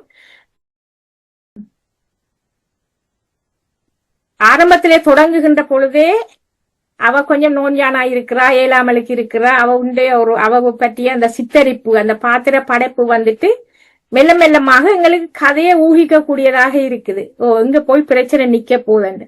சரி, ஆனா ஒரு இடத்திலே நான் யோசித்தேன் வந்து அந்த ட்விஸ்டுக்கு போறதுக்கு வந்துட்டு ஒரு சிறுகதையில வந்து எங்களை ஒரு எழுத்தாளர் வேற பக்கத்தாலே கூட்டி கொண்டு போயிட்டு ஹாஹா இந்த பக்கம் இல்ல நீ இந்த பக்கம் வா, இது இன்னொரு விதமான ஒரு சிந்தனை இருக்கிறது சொல்ற மாதிரியான ஒரு அமைப்பு எனக்கு இதுல தென்படையில. என்னன்னு சொன்னால் அப்படி வாசிச்சு கொண்டு போகிக்கே தெரியுது ட்விஸ்ட் இப்படியாதான் இருக்க போகுதுன்ற மாதிரியான. அதுல எனக்கு கொஞ்சம் அந்த சிறுகதையின் ஒரு சின்ன டேஸ்ட் ஒன்று இல்லாமல் போன மாதிரி இருந்தது. அந்த ஒரு வாவ் அந்த மாதிரி இல்லாமலுக்கு எங்களுக்கு ஓரளவுக்கு தெரியுது இவன் சிச்சுவேஷன் இப்படியாத்தான் இருக்குது, இப்படித்தான் நாங்களுக்கு போய் முடிய போகுது என்றது. அந்த கொஞ்ச கதாபாத்திரம் நான் சொன்ன மாதிரி தனிய பெண் பாத்திரங்கள், ஒரு களம் கூட ஒரு காலம் கூட ஒரு கொஞ்சம் பீரியட் தானே, முதல் நாள் 2 நாளா ஒரு நாளா இருக்கும். அந்த சின்ன சம்பாசனை, சின்ன விஷயம், ஒரு சின்ன சம்பவங்கள் வச்சுக்கொண்டு மிகவும் அழகாக இந்த விடயத்தை சொல்லி இருக்கின்றார். இவருக்கு பாராட்ட வேண்டிய விடயம் என்னென்று சொன்னால், ஒரு பழைய கதையை நாங்கள் எடுத்து இந்த காலத்திலே வாசிக்கின்ற பொழுது, அவர் 61ஆம் ஆண்டு எழுதியிருந்தாலும் கூட இத்தனை வருஷத்துக்கு என்று சொன்னால், இப்ப எனக்கு 66 வயசு என்றால் 65 வயது இந்த கதையை 65 வருடத்துக்கு முதல் ஒரு சுதந்திரமான பெண்களை, வீரமிக்க பெண்களை, தாங்களே சிந்திக்கிற பெண்களை நான் அடிக்கடி கதைக்கிற பொழுது கூறுவேன். அந்த சாதாரண மத்தியதர வர்க்கத்து பெண்களை விட சந்தையிலே தொழிலுக்கு இருக்கிற பெண்கள், உழைக்கிற பெண்கள், ஸ்ட்ராங்கான பெண்கள், வீரமான பெண்கள். என்னன்னு சொன்னால் அவர்கள் உழைக்கிறார்கள். அந்த தன்னம்பிக்கை, அந்த ஏர்லைன் சார்ந்தில்லாத தன்மை என்றது அவர்களுக்கு இயற்கையாகவே அவர்களை ஒரு வீரமான மங்கிகளாக காட்டிக் கொண்டிருந்திருக்கின்றது. மத்திய வர்க்கத்தை போட்டு போனால் அப்படியும் நாங்கள் எவ்வளவுதான் பெரிய பெரிய டிகிரி எடுத்திருந்தாலும் கணவனுக்கு பின்னாலே இருக்கிறதாகவோ அல்லாட்டி அந்த போலி இருத்தல்ல இருக்கிறவர்களாகவோ நினைத்ததை சொல்லாத முடியாதவர்களாகவோ ஏதோ ஒரு சுத்துவட்டத்துக்குள்ள நாங்கள் என்னன்னு சொல்றது, முகமூடியா போன மாதிரி ஒரு முகமூடிகளை போட்டுக்கொண்டுதான் இப்ப இருக்கிற ஒரு பெண்களுடைய நிலைமையாக இருக்கின்ற வேளையிலே அந்த காலத்திலே இப்படியும் பெண்கள் இருந்திருக்கிறார்கள். அந்த அண்ணம்மா அண்டவா எப்படி ஒரு நல்ல ஐடியாவை கொடுக்கிறா இந்த ஆட்சிக்கு, நீங்கள் ஆட்சி இப்படி நீங்கள் செய்யக்கூடாது. அதுலயும் இன்னும் ஒன்று சொல்லிடுவார்கள். என்னன்னு சொன்னால், அந்த இருத்தலியல்வாதிகளிலே இன்னும் ஒரு 2 பகுதி இருக்கு என்று கூறுவார்கள். ஒரு தொடர்ந்து போற மாதிரியானது. இவன் வந்து பிராக்டிக்கலா யோசிக்கிறா, நான் செத்த பிறகு என்ன நடக்க போகுது. அந்த அண்ணம்மா ஒரு வசனம் சொல்றா, அதுல எப்படி சோடிச்சு விட்டாலும் எது பிணத்தை எப்படி சோடிச்சு விட்டாலும் கட்டதானே முடிஞ்சது. அதுக்கு பிறகு உனக்கு என்ன சடங்கு செய்தான்னு எப்படி கொளுத்தினான்னு உனக்கு தெரிய போறேல ஆச்சி மாமி. அப்ப மாமி நீ சீட்டு போட்டு இதுக்கு சேமிக்கிறது எல்லாம் வீண். அதே நேரத்துல இந்த அண்ணம்மாவுக்கு அந்த பிள்ளை சுத்தமாட்டு பண்ணுறான்றது விளங்கிட்டுது. அது கூட ஒரு விதமான பிரைன் பவர் தான். இப்ப நம்மளை கண்டுபிடிக்கிறது அதுகளை எல்லாம் கண்டுபிடிச்சு எவ்வளவு ஒரு பெரிய ராஜ்யம் நடத்தி இருக்கிறார்கள். அந்த ஒரு சின்ன சிறுகதைக்குள்ளே ஒரு 3 பெரிய பேரரசிகளுடைய ஒரு மூமெண்ட் நடந்த மாதிரியும் ஒரு 3-4 தலைமுறை இருந்த மாதிரியும் அந்த சின்ன குட்டி பெண் என்ற கதைக்கிற கதை கூட ஒரு சின்ன பாத்திரமாக இருந்தா கூட அந்த பண்பாட்டை இலகுவாக்கி காட்டு ஒரு நைஸாக. ஐயோ அம்மா பாட்டி நீ சொல்லி இருந்தால் அம்மா வந்து பார்த்திருப்பாதானே அண்டேக்க அந்த அண்ணம்மாவுடைய பாத்திர படைப்பு இந்த சிறுமியால கொஞ்சம் நெருங்குகிறது. நல்ல ஒரு அம்மா நல்லா வளர்த்திருக்கிறா நல்லா இருந்திருக்கிறாங்கன்னு சொல்லியாந்து மொத்தத்துல நல்ல ஒரு கதை. அந்த காலத்திலே இப்படி நல்லதா இருந்திருக்கிறதுன்றதை வாசிக்கிறவது சந்தோஷமாக இருந்தது. எனக்கு இந்த மொழி நடை மீண்டும் ஒரு கால் திருப்பி நான் என்னுடைய பெட்டிகளோ ஃப்ரெண்ட்ஸோட கதைச்ச மாதிரியும் பழகின மாதிரியும் ஒரு திருப்பி நளினா கதைக்கிறது குறைவு. நளினா கொஞ்சம் பெட்டிகளோ தமிழும் யாழ்ப்பாண தமிழும் கலந்த தமிழ். ஆனா என்ன இருக்கிற நிறைய ஃப்ரெண்ட்ஸுகள் எல்லாரும் வந்துட்டு பெட்டிகளோ ஃப்ரெண்ட்ஸ் கூட எனக்கு. அப்ப என்ன கேட்பார்கள் ஆக்கள் நீங்கள் பெட்டிகளோவான்னு சொல்லி. ஏனென்றால் எனக்கு அந்த கேரள தமிழ்ல இருக்கிற ஒரு விருப்பம் அந்த மொழி நடை அது அந்த லாவகங்கள் எல்லாம் அந்த டக்கண்டு எனக்கு இந்த மொழிய தொத்திரும் எனக்கு. அந்த ஒரு இன்ப அனுபவமாக இருந்தது. அந்த அனுபவம் நான் ரக்ஷனாவோட கலைக்கிற போது கூட எனக்கு கிடைக்கிற நைஸ். நான் அதை என்ஜாய் பண்றேன். நான் அந்த சந்தர்ப்பத்தை கௌசிக்கு மிக்க நன்றி. சாட்ரிகளாக்கா இது அந்த நீங்க சொன்னீங்க ஆரம்பத்துல இருந்தத தைரியமும் இதுவும் எப்படி இடைப்பட்ட எங்கட இந்த காலத்தை இல்லாம போச்சுது இப்ப திருப்ப வருது. இடையில இல்லாம போன காரணம் என்னண்டு அகலங்கனையாட மாட்டு வண்டி முதல் ஆகாய விமானம் வரை என்ற ஒரு கட்டுரை உண்டு. அந்த கட்டுரையில தசரதனுக்கு உயிர் கொடுத்தது கைகேயி. என்ன தேரோட்டியா இருந்திருக்கிறா. அப்ப விமானம் விமான என்ன வருது. அப்ப இதெல்லாம் அந்த காலத்திலேயே இருந்திருக்குது. அப்படி இருந்த தைரியசாலிகளாக இருந்தவங்க இடைக்காலத்திலே ஏன் அப்படி இல்லாம போனாங்கன்றதுதான் கேள்வி.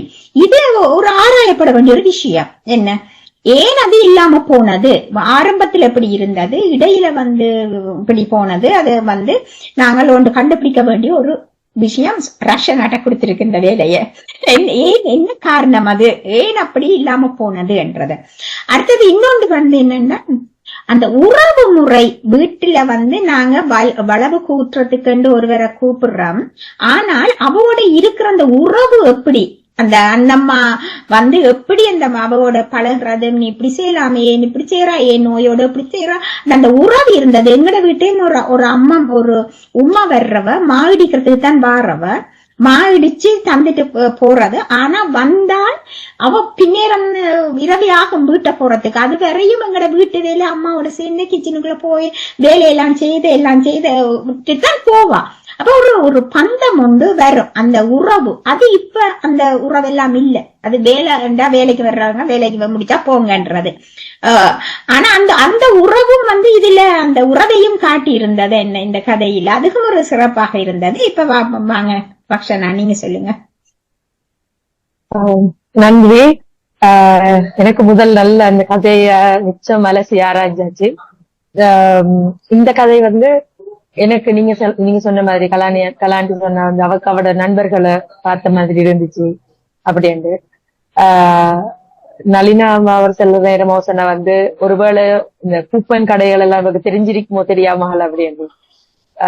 அதுக்கு முதல் நான் ஒரு டிஸ்கிளைமர் ஒன்று போறேன். என்னன்னு சொன்னா, இப்ப நான் பிறந்தது 89 பிறந்து என்னுடைய கல்வி எல்லாமே நான் அக்கரைப்பட்டுல தான் படிக்கிறேன். அக்கரைப்பட்டுல படிச்சுட்டு அது பிறகு நான் மேற்படிப்புக்காக தான் நான் கொழும்புக்கு வாரேன். இப்ப நான் அக்கரைப்பட்டுல இருந்த அந்த காலப்பகுதி 90 to 2000, 2005, 2006 அந்த காலப்பகுதி. இப்ப அது இந்து யுத்த சூழல் இருக்குது. அதே நேரம் இன்னும் அந்த தொழில்நுட்ப இது இப்ப நான் 6ஆம் வகுப்பு 7ஆம் வகுப்பு படிக்க கொள்ளதான் கம்ப்யூட்டர் ஒன்று வருது. அந்த ஃபிளாப்பி டிஸ்க் போட்டு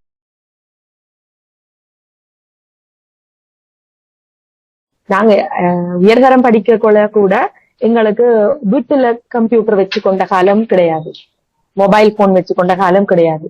அதுல இருந்து அதுக்கு பிறகு நான் மேற்படிப்புக்காக கொழும்புக்கு வந்தது. அதுக்கு பிறகு போனுங்கிறது ஒன்று வந்து அந்த கீபேட் போன்ல இருந்து டச்சுக்கு போய் அப்படி போய் அந்த டிரான்ஸ்பர்மேஷனை முழுவதுமாக பார்த்த ஒரு தலைமுறை என்றால் அது எங்கட தலைமுறை தான்.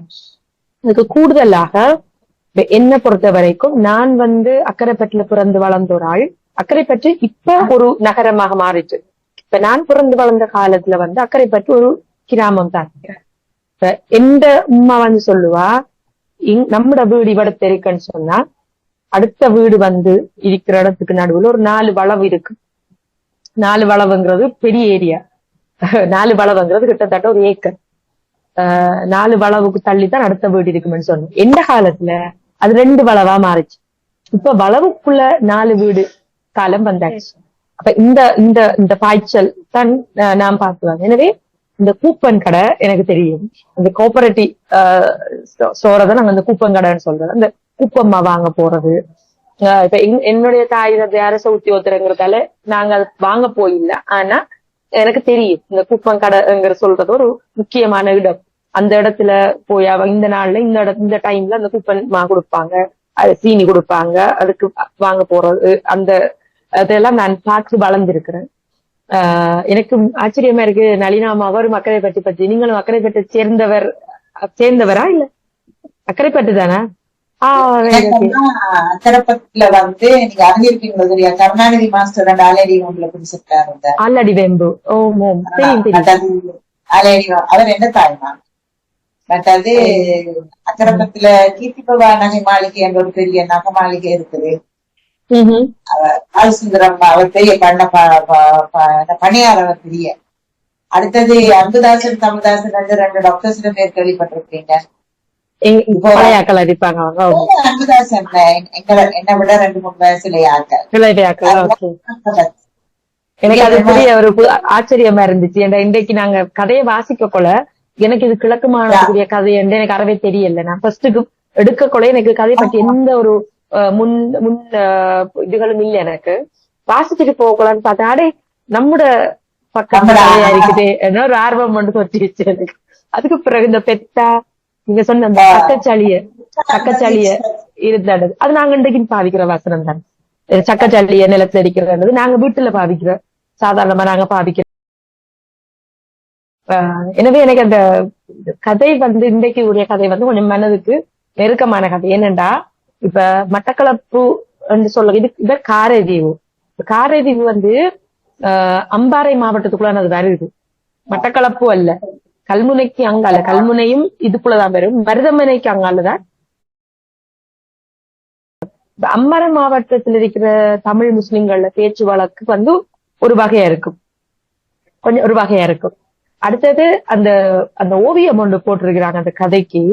அந்த ஆன்லைன்ல நான் பார்த்தேன். அது உண்மையிலேயே அது எங்கட அந்த சூரி மணல், அந்த வைரமுத்து எழுதியிருப்பாரு அந்த தோழிமார் கதையில, வெள்ளித்துருகள் போல் வெள்ளித்துருகள் போல் வெள்ள மணல் பளபளக்க என்று எழுதியிருப்பார்.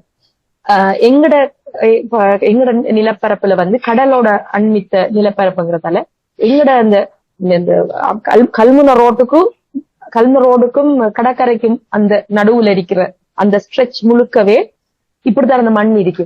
அந்த மண்ணும் அந்த கிளவியும் அந்த ஈக்கித்தடியும் அதை பாக்குற நேரம் சரியா அது அழகா அதை கேப்சர் பண்ணிக்கிறாங்க அந்த ஓவியத்துல. அடுத்தது வந்து இந்த இந்த கிளவி இந்த மனுஷி வந்து வாரா. இது வந்து அவர் நான் நினைக்கிறேன் இந்த கதை வந்து அவர் 62 இருந்து அவர் 72 போட்டிருக்குது. கிட்டத்தட்ட 70க்கு கிட்ட உள்ள காலம் வரைக்கும். ஏன்னா அப்பதான் அந்த பொருளாதார முடக்கம் இதெல்லாம் வந்து அந்த பஞ்சம் ஸ்ரீமட காலம் அது 68க்கு பிறகு உள்ள அந்த பீரியட் அது இருக்க வேணும் அப்படின்னு நான் நினைக்கிறேன். அந்த அந்த காலப்பகுதியில இப்ப எனக்கு நான் வார நாட்கள் எல்லாம் நாங்க அக்கரைப்பட்டுல இருப்போம். வார இறுதி நாட்களை நாங்க மருதமனை போயிடுவோம் பாப்பாட ஊருக்கு. அங்க வந்து ஒரு மனுஷி இருப்பா வந்து ஒரு மனுஷி இருப்பா. அவ கரவாகு என்ற இடத்துல இருந்து கரவாகு அவ நாங்க எல்லாரும் கரவா மாமின்னு சொல்றோம். அது எப்படி சொன்னா இந்த வளவுகள் வந்து இவ்வளவு பெருசா இருந்தது இந்த ஜெனரேஷனுக்கு தெரிஞ்சிக்க வாய்ப்பே இல்லை. வளவுகள் வந்து நாங்க வீட்டுக்குள்ள விளையாடின சரித்திரமே கிடையாது. இப்பதானே பிள்ளைகள் வீட்டுக்குள்ள விளையாடுது.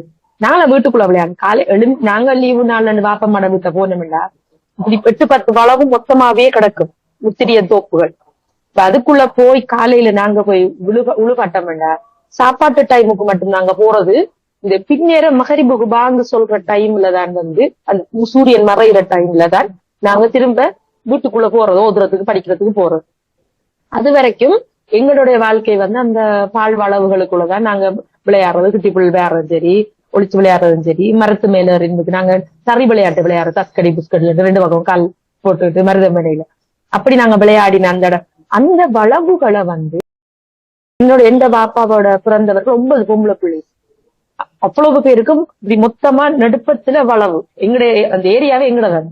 அப்ப அந்த வளவுகள்ல எல்லா மாமிமாருக்கும் அந்த வீடு கட்டி இருக்கல, 1-2 பேரை வீடு மொத்தம் எல்லாம் வளவா இருந்தது. இந்த கரவா மாமி காலையில ஸ்டார்ட் பண்ணினாவன்னு சொன்னா அவ அவ்வளவு அழகா அந்த வளவெல்லாம் தூப்பா, எங்களை கால் வைக்க விட மாட்டான். அது நாங்க விளையாடுவலாம் ஏசுவா. இப்ப அவ வளவுக்கு சொந்தக்காராக்கள் நாங்க தான். அவ அதை கூட்டுறதுதான் வாரது. ஆனா அவ கூட்டினா வேண்டா, எங்களுக்கே வளவுக்கு கால் வைக்க பயம், அவட அதிகாரம் தான் அதுக்குள்ள.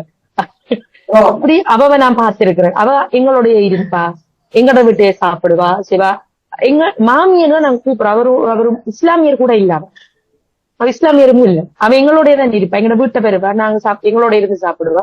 அவ எங்களோட குடும்ப உறுப்பினர் ஒரு போலதான் நாங்க பாவிச்சிருக்கோம். இவங்க வெறும் காசு வாங்குறதுக்கு ஒரு சம்பளத்துக்காக வேலை செய்வாராக்கள் கிடையாது. அதைத்தான் நாங்க இவங்க சொன்ன மாதிரி இவர்கள் எல்லாம் யாரு, இவங்க எப்படி வாராங்கன்னா அந்த உறவுகள் அமைப்புகள் அப்படித்தான் இருந்துச்சு. இப்ப அதுல எங்க ரத்த உறவு இல்லைங்கிறத தாண்டி முஸ்லிம்களும் முஸ்லிம் அல்லாதவர்களும் கூட அப்படித்தான் நாங்க இருந்தோம்.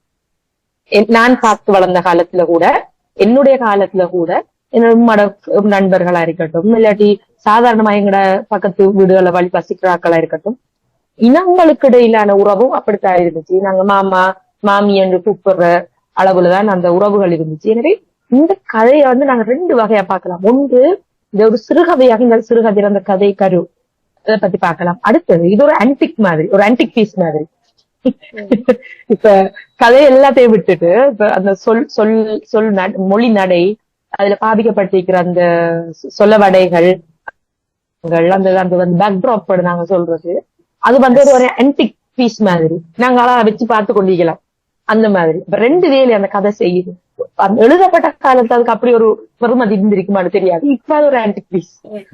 இப்ப இருக்கிற தலைமுறை வாசிக்கிற நேரம், இப்ப நீங்க சொன்னீங்க பேச்சு வழக்குகளை நுழைக்கிற நேரம் அது ஒரு சோர்வே. நம்ம இதை முதல்ல பேசியிருக்கிறோம், வைரமுத்திர கதைகளை தான் எடுத்து பேசியிருக்கிறோம். இந்த சொல் பிரச்சனை ஒன்று இருக்குதுன்னு சொல்லி. ஆனா நிறைய இடங்கள்ல சிறுகதைகள் அந்த சொற்களுக்குரிய அந்த அரும்பதங்களை நாங்க கீழுக்கு நோட் பண்ணி போடுற வழக்கம் இருக்கு. முஸ்லிம்கள் சார்ந்த கதைகள்ல இஸ்லாமிய மக்களுடைய அரபு சொற்கள் அதுகள் எல்லாமே நாங்க கீழுக்கு போறது வழக்கம். நான் நினைக்கிறேன் அந்த சொற்களை போட வேண்டும். என்னண்டா இப்ப நான் அன்றைக்கு நான் சொன்னேன் சோளத்தட்டு என்ன எனக்கு தெரியல. நான் கருவாச்சி காவியம் கள்ளிக்காட்டு இதிகாசம் வாசிச்ச நாள்ல இருந்து இந்த சோளத்தட்டை என்ன என்று செஞ்சேன். நான் சொன்ன அந்த தவறனை என்ற என்ன தெரியல எனக்கு. இப்ப இதெல்லாம் தேடுற நேரம் தான் எங்களுக்கு கிடைக்குது. அது ஒரு கலாச்சாரங்களுக்கு இடையிலான இந்த பெத்தா என்ற வேர்ட். அதே நேரம் இந்த தொங்கோட்டமும் சில்லற பாய்ச்சலும் இருந்தது. நாங்க சொல்ல நாயோட்டமும் சில்லற பாய்ச்சலும் எங்கட ஒரு சொல்லுவாங்க. அந்த பாடுபட்டு அடுத்தது ஓவசியர் ஒரு ஓவசியர் வேலுப்பிள்ளை. எனக்கு தெரிஞ்சு ஓவசியர் மாமான்னு ஒருவர் இருந்தார். நான் எம்மா ஸ்கூலுக்கு போகக்குள்ள என்ன அவங்கட வீட்டுதான் விட்டுட்டு போவாங்க. அவர் பேர் ஓவசியர் மாமா. அவர் ஒரு பதவியில பேர் தான் அது. இப்ப உடையார் சொல்ற மாதிரி அப்படி ஒரு பதவிதான் அந்த ஓவசியர். எனக்கு ஒரு ஆபீசரை தரவாங்க அப்படி சொல்றாங்களோ தெரியல எனக்கு. அப்படி ஒரு ஆள் இருந்தார் எங்களோட ஊர்லயும் எனக்கு தெரிஞ்சு. அப்ப அது அடுத்தது ஊர்பஞ்சம் நாயில் தெரியும். குறிப்பா கிழக்கு மாநிலத்துல நினைக்கிறேன் அம்பார மாவட்டத்துல இந்த நாட்டார் பாடல்கள் பாடுறாக்கள் கூட தரேன். நாட்டார் பாடல்கள் அதை நான் நேரடியா கண்கூடா பார்த்திருக்கேன். அப்படின்னு சொன்னா இருந்து எழுதுற கதையெல்லாம் இல்ல. அந்த பாட்டு அந்த சந்தர்ப்பத்துக்கு அப்படி தானா வரும். நான் கண்ணால பார்த்திருக்கிறேன். அந்த ஒரு இடத்துல தண்டை பாட்டுக்கு அப்படியே படிச்சுட்டு போற ஆக்களை நான் என்னுடைய வாழ்க்கையில நான் அதை அவங்கள கண்டிருக்கேன். அப்படியான ஆக்களை அப்படியான சொல் ஆடல்கள், அந்த உவமைகள், அந்த பாவிக்கிற இதுகள் வந்து நிறைய இருக்குது எங்க ஊர்ல. அந்த அந்த அந்த கரையோர அந்த இதுல இருக்குது. அடுத்தது பிச்சை சம்பளம் என்று சொல்றதும் ₹7.50 பிச்சை சம்பளமா வாங்குற எந்த காலம் நான் வந்து மும்மா நினைச்சேன்னா, இப்ப உதவித்தொகைகள்லயும் பிச்சை சம்பளம்ன்றது அதுல பேர் இல்ல. அந்த உதவித்தொகை அவ்வளவு சின்னதுங்கிறதால ஆட்களே சேர்ந்து வச்ச பேர் தான் அந்த பிச்சை சம்பளம் பண்றது. அந்த அப்ப அத கூட அந்த மனுஷிக்கு வந்து அது ஒரு பிரச்சனையா இருக்கு. அவ சொல்றான் சம்பளம்ன்றதை நான் அழுத்தி சொன்னேன் அப்படின்னு சொல்லி. அதுல இன்னொரு சுவாரஸ்யமான விஷயம்டா, அவ சொல்றான் உனக்கே பிச்சை சம்பளமே ₹7.50 தானே என்று சொல்றான்.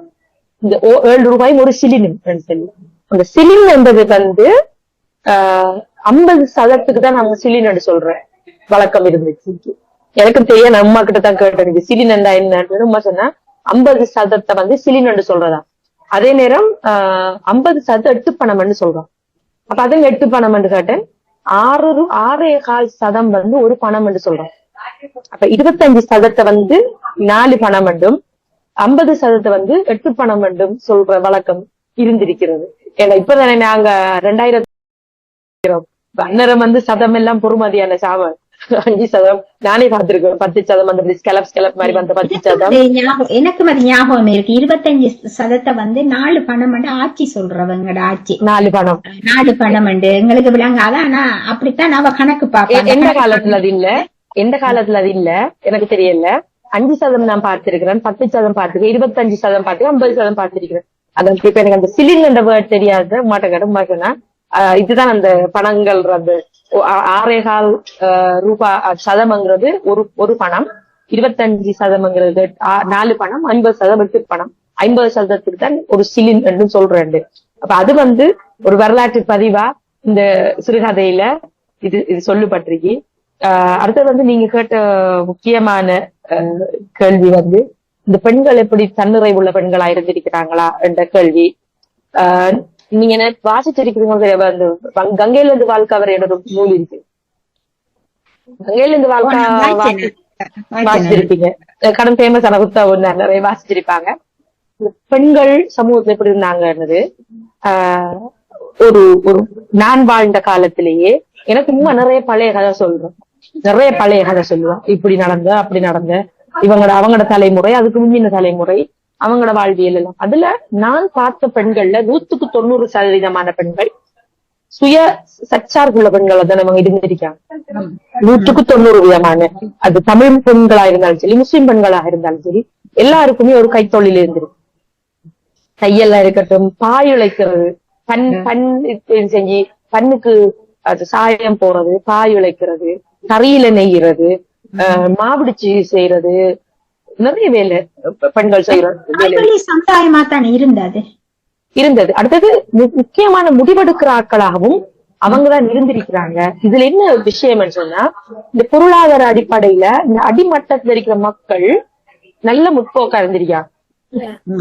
இந்த இடைத்தர வர்க்கம் இருக்கிறாங்க தானே, கொஞ்சம் அந்த அந்த பொருளாதாரத்திலையும் சமூக அமைப்பிலையும் கொஞ்சம் மேலுக்கு இருக்கிறவங்க தான் அவங்களோட பெண்களை ஏதோ அந்த பூ போல பாவிச்சு அவங்க புனிதமானவர்கள், அவர்கள் பாதுகாக்கப்பட வேண்டிய சொல்லி அந்த நீ வந்து இப்படி நாங்க பாத்துக்கிறோம் என்ற இது வந்து எப்ப ஆண்கள்ல கையில கொஞ்சம் காசு சேருதோ அந்த இடத்துல இருக்கிற பெண்கள் தான் அப்படி இருந்திருக்கிறாங்க. மற்றபடிக்கு இந்த சாதாரணமான பெண்கள், நீங்க நாட்டார் பாடல்களை எடுத்து பார்த்தா தெரியும்.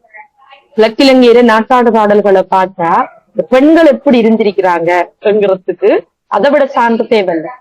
அவங்க கடும் அந்த மிச்சம் ஒரு தைரியத்தோட சில விஷயங்களை அணுகிறதா இருக்கட்டும், ஒரு ஒரு யார நான் திருமணம் முடிக்க வேணும்ங்கிறதுல இந்த பெண்களுக்கு இருந்த சுதந்திரம். உண்மையிலே அப்படித்தானே, பெண் தானே தேர்வு செய்வாங்க.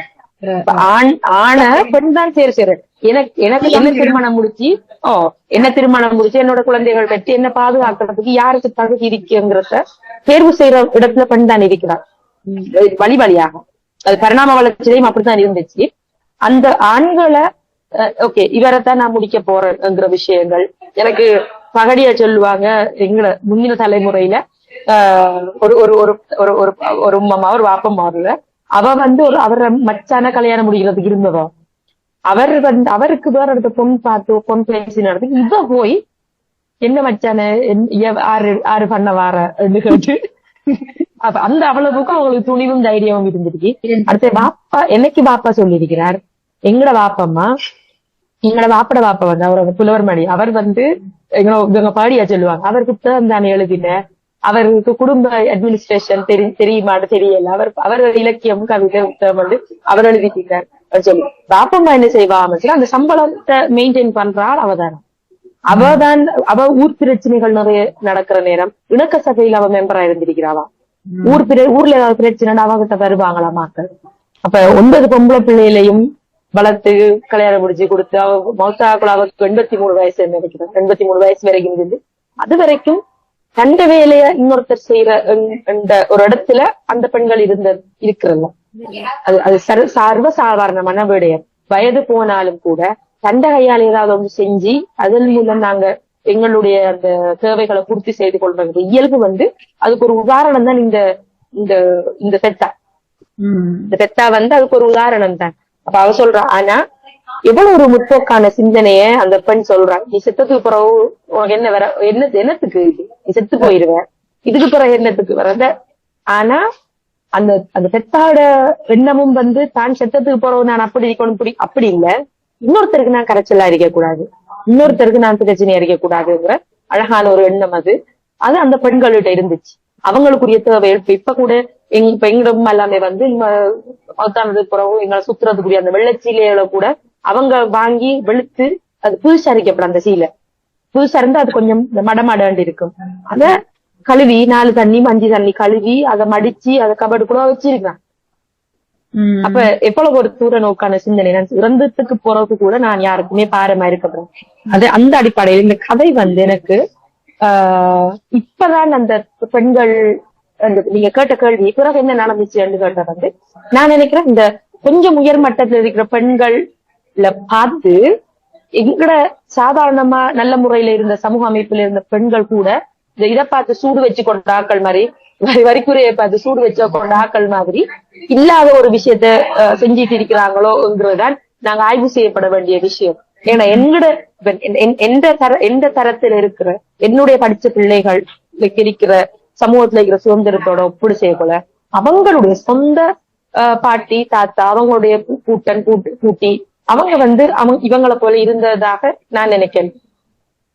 ஆண்களுக்கு வந்து அவங்க நிலம் இருந்ததால வெள்ளாமை செஞ்சாக்கள் இருந்தாங்க. ஆனா பெண்கள் நிறைய கைத்தொழில் செஞ்சாங்க. அவங்க சேர்த்து வச்ச காசு இந்த சீட்டு பிடிக்கிறதும் அதுல உள்ளது. நிலங்கள் கூட நில உடைமை கூட பெண்களிட பேர்ல தான் பெண்கள் தான் நடத்தி கொண்டு வந்தாங்க. வெளியில போய் இவங்க தொழில் செய்துட்டு வந்தாலும் அந்த குடும்பத்தை பாதுகாக்கிறத அதாலதானே அந்த குடும்ப உறவுக்குள்ளேயே திருமணம் செய்ய வேணும் என்ற நிலைமை வெளியே சொத்து பெய்திரப்படா சீட்டு எடுத்துக்கிட்டாலும் ஆண்கள் சீட்டு பிடிச்சு நான் குறையத்தான் பார்த்திருக்கிறேன். சீட்டு பிடிக்கிறாங்கிறது பெண்கள். அவங்க எனக்கு ஒரு ஆண்டி ஒரு வெறி அவ சொல்லுவார்ட்ட காசு சேர்க்கிறேன்டா மொத்தமா லட்சம் ஒன்று வந்து இல்லாடி கோடி ஒன்று வந்து காசு சேராது மகள் 100-200 சேர்க்கணும், அது 1000 ஆக்கணும், அதுக்கு பிறகு அது லட்சம் ஆக்கணும், அப்படித்தான் சேருமென்னு சொல்லி. அப்ப இந்த ₹7.50 பிச்சை சம்பளம் வார மனுஷி 10 ரூபாய்க்கு சீட்டு பிடிச்சிருக்கிறான். அப்ப நாம என்ன யோசிப்போம், ₹7 அதுக்கு என்ன சீட்டு நாங்க யோசிப்போம். மனாபா சீட்டு பிடிச்சிக்கலாம். அப்ப அந்த ₹7.50 10 ரூபாயாக இருக்கு. ₹7.50 நினைக்கிறீங்க, ₹7 சீட்டுக்கு சேரல, இல்லாட்டி ₹5 சீட்டுக்கு சேரல,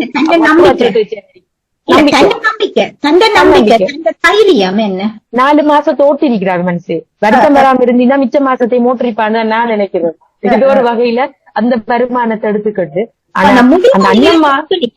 முடிவும் இதுல தொக்கு நிக்குது. என்ன அது கிட்ட வந்து இவ தொடர்ந்து கட்ட போறாவா இல்லது அண்ணம்மா தொடர்ந்து கட்ட போறாவா இல்லாட்டி வேற யாருக்கும் அதை கொடுக்க போறாவா என்றது தொக்கு நிக்குது. ஆனா நான் நினைக்கிறேன் அண்ணம்மா கட்டினாலும் பெத்தா கட்டினாலும் ஒரு பெண் தான் கட்ட போறாள். நிச்சயமா பெண் தான் கட்ட போறாள். இப்ப அவர் சொல்றாரு, ஓபிசர் என்ன சொல்றாரு, அவர் பேரு என்ன வேலுப்பிள்ளை ஓபிசர் சொல்றாரு, இந்த ஒரு பகலைக்கு மட்டும் இந்த அரிசைத்தான் மெயின்டைன் பண்ணணும். அப்ப பகலைக்கு மட்டும்தான் அரிசி, அந்த மேனேஜ்மெண்ட் வந்து அண்ணம்மா தான் செய்யும். அவர் எடுத்து கொடுக்கல, இன்னும் அரிசி அவர் எடுத்து கொடுக்கல. அந்த மேனேஜ்மெண்ட் அண்ணம்மாட்டான் இருக்குது, டாஸ்க் அண்ணம்மா கொண்டு இருக்குது. ஒரு வேளை அண்ணம்மா அதையும் விட மிச்சம் பிடிக்கலாம், அவ அதுல ஏதாவது செய்யலாம். ஆனா அண்ணம்மாக்கு ஒரு ஒரு ஒரு கட்ஸ் ஒன்று இருக்குதானே. அவ சொல்றா, நீ நினைக்காத எனக்கு பிரச்சனை இருக்கு, எனக்கும் கஷ்டம் இருக்கு, பஞ்சம் இருக்குன்றதுக்காக உனக்கு நான் உதவி செய்ய மாட்டேன்னு நினைக்காத, நான் உனக்கு செய்யறேன் மிச்சது. அப்ப அந்த தைரியம் அண்ணம்மாக்கு எங்க இருந்து வருது? அண்ணம்மா கிட்டையும் ஒரு ஒரு ஒரு ஒரு எக்கனாமிக் இது இருக்கு, இருக்கு அண்ணம்மா கிட்டே ஒன்று இருக்குது. ஒரு ஒரு உதாரணத்துக்கு ஒரு சொல்றேன், ஒரு ஆளை பார்த்தேன் ஞாபகம். ஒவ்வொரு நாளும் அரிசி அரிக்கிறதுக்கு அரிசி போட கொலை ஒரு குடி எடுத்து வச்சிருவாங்க. அது அம்மா சொல்றவ எங்களுக்கு, நான் இந்த கதையில எழுதி இருக்கிறேன். ஒவ்வொரு நாள் அந்த குடி அரிசி தான் வீட்டுக்கு கஸ்டமர் வர்றவங்களுக்கு அந்த அரிசி தான் அம்மா கொடுத்து விடுவா. ஒரு சர்வப்பானை என்ற ஒரு பானை இருக்குது, அந்த சர்வப்பானை அதுக்குள்ள ஒவ்வொரு புடி சமைக்க பேர் அந்த பானைக்கு என்ன பேர்? சர்வப்பானை என்றது. சர்வப்பானை அது வந்து செப்புல இருக்குதுன்னு நினைக்கிறேன், பெரிய பானை உண்டு. அதுல போட்டு வைக்கிறது. கஸ்டமர் வர்றவங்களுக்கு அந்த அரிசியைத்தான் கொடுப்பாம்மா, அப்படி சேர்த்து வச்சு அரிசி கொடுக்கறது.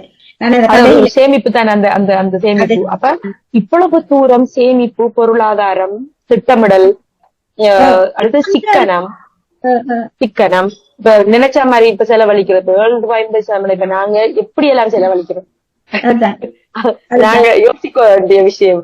அது நான் கிட்டத்தட்ட இந்த படம் பார்த்தேன், தாய் கிழவி படம் பார்த்தேன் ஒரு 2-3 நாளைக்கு நான் அம்மாவையும் கூட்டிட்டு போய் பார்த்தேன். அதுலயும் அந்த அந்த அதாவது பெண்ங்கிறவள் நம்ம பொழைச்சு காட்டணும், சொல்லுவாங்க பொழைச்சு காட்டணும். நாம இந்த ஊர்ல பொம்பளோட பேர்ல ஒரே ஊடு என்ற ஊடுதானு சொல்லுவாங்க. பொருளாதாரம்ங்கிறது கடு முக்கியமான ஒரு விடயம். பெண்களுக்கிட்ட இருக்கிற இடத்துல நாங்க சமூகத்துல இருந்து விலக்கி போக தேவையில்லை. ஆனா சமூகத்தோட சமூகமா நாங்க வாழ்றோம். ஆனா எங்களோட பிடிங்கிறது ஒன்று இருக்கிற வரைக்கும் அது எங்களுக்கு ஒரு உறுதியை தரும். அடுத்தது வந்து இப்ப நாங்க இப்ப உள்ளுக்கு ஆவதாவது அறிவு வீட்டில் வேவதாவது அறிவு சொல்லுவாங்க. அப்ப வீட்டுக்குள்ள வேவதாவதுதான் பெண் தானே. அப்ப பெண்ணுக்கு பெண் தான் ஒரு ஒரு தலைமுறை உருவாக்குறதா இருக்கட்டும், அடுத்த இதை கொண்டு போறதா இருக்கட்டும்.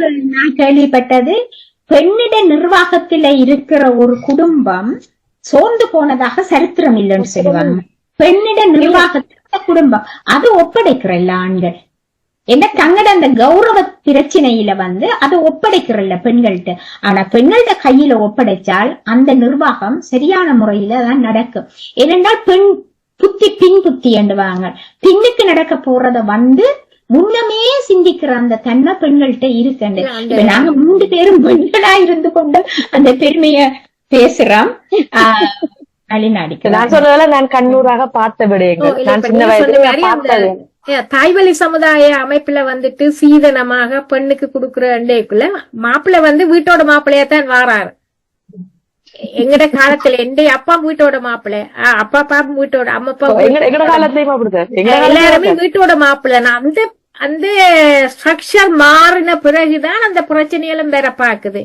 பிறகு அந்த பொம்பளைகள் இந்தியால இருக்கிற மாதிரி இப்ப தமிழ்நாட்டுல வந்துட்டு பொம்பளை மாப்பிள்ளை வீட்டுக்கு போறது.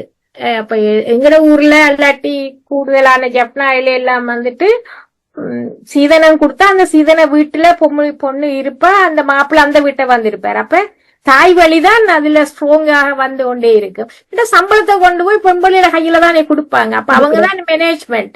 அப்ப அவர் ஒண்ணும் தெரியாது, அவர் அவ கொடுத்தால் அதை வேண்டிக் கொள்ற ஒரு நிலைமையில தான் அவர் இருந்திருக்காங்க. ஆனா இப்ப வந்துட்டு எல்லாம் அந்த ஸ்ட்ரக்சர் மாறின பிறகு மற்றது இப்ப கௌசி கழிச்ச மாதிரி அந்த ஏன் அந்த மாற்றம் வந்தா நான் யோசிக்கிறேன் வந்து அந்த பண்பாடு கலாச்சாரம் என்ற ஒரு சிலவிதமான ஒரு ஸ்டேட்டஸ கொண்டு போறதுக்கான அந்த வெள்ளக்காரன் வந்துட்டு போனதுக்கு பிறகு அந்த லேடிஸ் இப்ப துறையும் லேடியும் போன பிறகு எங்கட பொம்பளையல் லேடி மாதிரியும் துறைந்த பொம்பளை மாதிரியும் இருக்க தொடங்கிட்டீங்க. அந்த லேடிஸ் ஹாய் அப்படி என்ன மாதிரி ஒரு தன்மை வரையக்குள்ள தங்கட இதுகள் எல்லாத்தையும் விட்டு கொடுத்துட்டவன் நான் நினைக்கிறேன். பொதுவா நான் யோசிச்சு பாக்கக்குள்ள அந்த ஜப்னாயில வந்துட்டு அந்த காலத்துல சாரி அண்டில அந்த ட்ரெஸ்ஸிங் கவுன் போடுவாங்க. வெள்ளக்கார பொம்பளையல் போட்ட ட்ரெஸ்ஸிங் கவுன் அது ஒரு சிம்பிள், வெரி நார்மலா போடுவேன். இப்ப நாங்கள் எது போட்டாலே அது செய்ய போடுற மாறி பார்த்தாலும் அந்த ட்ரெஸ்ஸிங் கவுனே நல்ல கிளமராத்தான் இருக்கும். எல்லாரும் அப்படித்தான் போட்டிருந்தவை. வெள்ளைக்காரன் எப்ப போனானோ அந்த துரையும் அம்மாவும் அந்த லேடியும் இருக்க தொடங்கிட்டாங்க. அப்ப எங்கட பொம்பளைகள் வந்துட்டு அந்த லேடிய பார்த்து போல செய்தல் அவைகளை இமிட்டேட் பண்ண வழிகிட்டத்தாலையும் ஒரு சாஃப்டான தாங்கள் இருக்கிறதென்ற ஒரு இமேஜை தங்களுக்கு தாங்களே கிரியேட் பண்ண வழிகிட்டது மட்டும் இல்ல, மற்றது அந்த கலாச்சாரங்கள் பண்பாடுகளை நாங்கள் பாதுகாக்கக்குள்ள நாங்கள் பொம்பளைகள் இப்படித்தான் இருப்போம் அண்டைக்குள்ள அந்த அந்த சாஃப்டான தன்மைதான் பொம்பளை. இப்ப பிறத்து கதைக்க கூடாது, பொம்பளை முன்னுக்கு போக கூடாது, சிரிக்க கூடாது, அப்படி என்ற அந்த அந்த இயல்பான பெண் தன்மைகள் எல்லாத்தையும் நிப்பாட்டி அந்த ஒரு கலாச்சாரம் இப்படித்தான் இருக்க வேண்டும் என்ற ஒரு ஸ்ட்ரக்சரை போட்டதுக்கு பிறகு அவங்க எல்லாம் அப்படியே அமுங்கிட்டாங்க. அதுவும் ஒரு காரணமாக இருக்கலாமன்னு நினைக்கிறேன். பெண்கள் அதுல முக்கியமான விஷயமா கலாண்டி சொல்லுவாங்க. பெண்கள் வந்து இப்ப இந்த அமைப்புல அவங்க சொல்ற மாதிரி நாங்க முன்னுக்கு போகப்படாது, சிரிக்கப்படாதுன்னு சொல்ல. ஆனா அப்படி செய்யறாக்கள் இப்ப அந்த ஒரு நளினம் ஒன்று கூடுதலா வந்துட்டு அந்த பெண்களுக்கு, அந்த பெண்களால ஒருத்தருக்கும் பிரயோசனம் இல்லை. ஒரு பிரயோசனம் இல்ல, ஒரு பிரயோசனம் இல்ல. அவங்க மேக்கப் பண்ணிட்டு அவங்க ஒரு பொம்மை மாதிரி இருந்துகிட்டு சுத்தி என்ன நடக்குதுன்றத பத்தி அக்கறை, அவங்க வெளிப்படையாயும் கதைக்க மாட்டாங்க. தேவையான விஷயத்த கதைக்க மாட்டாங்க, தேவையான விஷயத்த கதைக்கவும் மாட்டாங்க. யாராவது உழைச்சு கொண்டாந்து வந்தா நல்ல நகையை நட்டை வாங்கி போட்டுக்கிட்டு 4 கல்யாண வீட்டுக்கு போய்கிட்டு அது அந்த பகட்டை காட்டிக்கிட்டு அதன் மூலம் சோசியல் ஸ்டேட்டஸ காட்டிக்கிட்டு 4 காப்பு போட்டதை நான் 8 போட்டிருக்கிறேன் இது இருக்குது. ஆனா பெண்கள் எப்படி முற்போக்கா இருக்கணும் நான் என் பர்சனலா என்னுடைய கருத்து நினைச்சேன்னா வந்து பெண்கள் வந்து எதை செய்யறதுக்கு அஞ்சப்படாது, முறையான விஷயம் எதையும் செய்யறதுக்கு அஞ்சப்படா, எதுக்கு வெட்கப்படணும் எதுக்கு வெட்கப்படான்றதுல தெளிவு பெண்களுக்கு இருக்கணும். படிக்கிறதுல வெக்கம் இல்ல, தொழில் செய்யறதுல வெக்கம் இல்ல, என்ன வெக்கம் இருக்கு அதுல ஒரு வெக்கமும் இல்ல. ப்ரொடக்டிவா இருக்கிறதுல வெக்கப்படப்படாது. சரியா? படிச்சுட்டு இதை படிச்சுட்டு இந்த வேலை செய்யறா இல்ல அதுல வெக்கப்பட தேவையில்ல. சில சொல்லுவாங்க நான் இந்த வேலை செய்யலாமாண்டா, அப்படி இல்ல. நியாயமா முறையா எது செஞ்சாலும் அது பிழை இல்ல.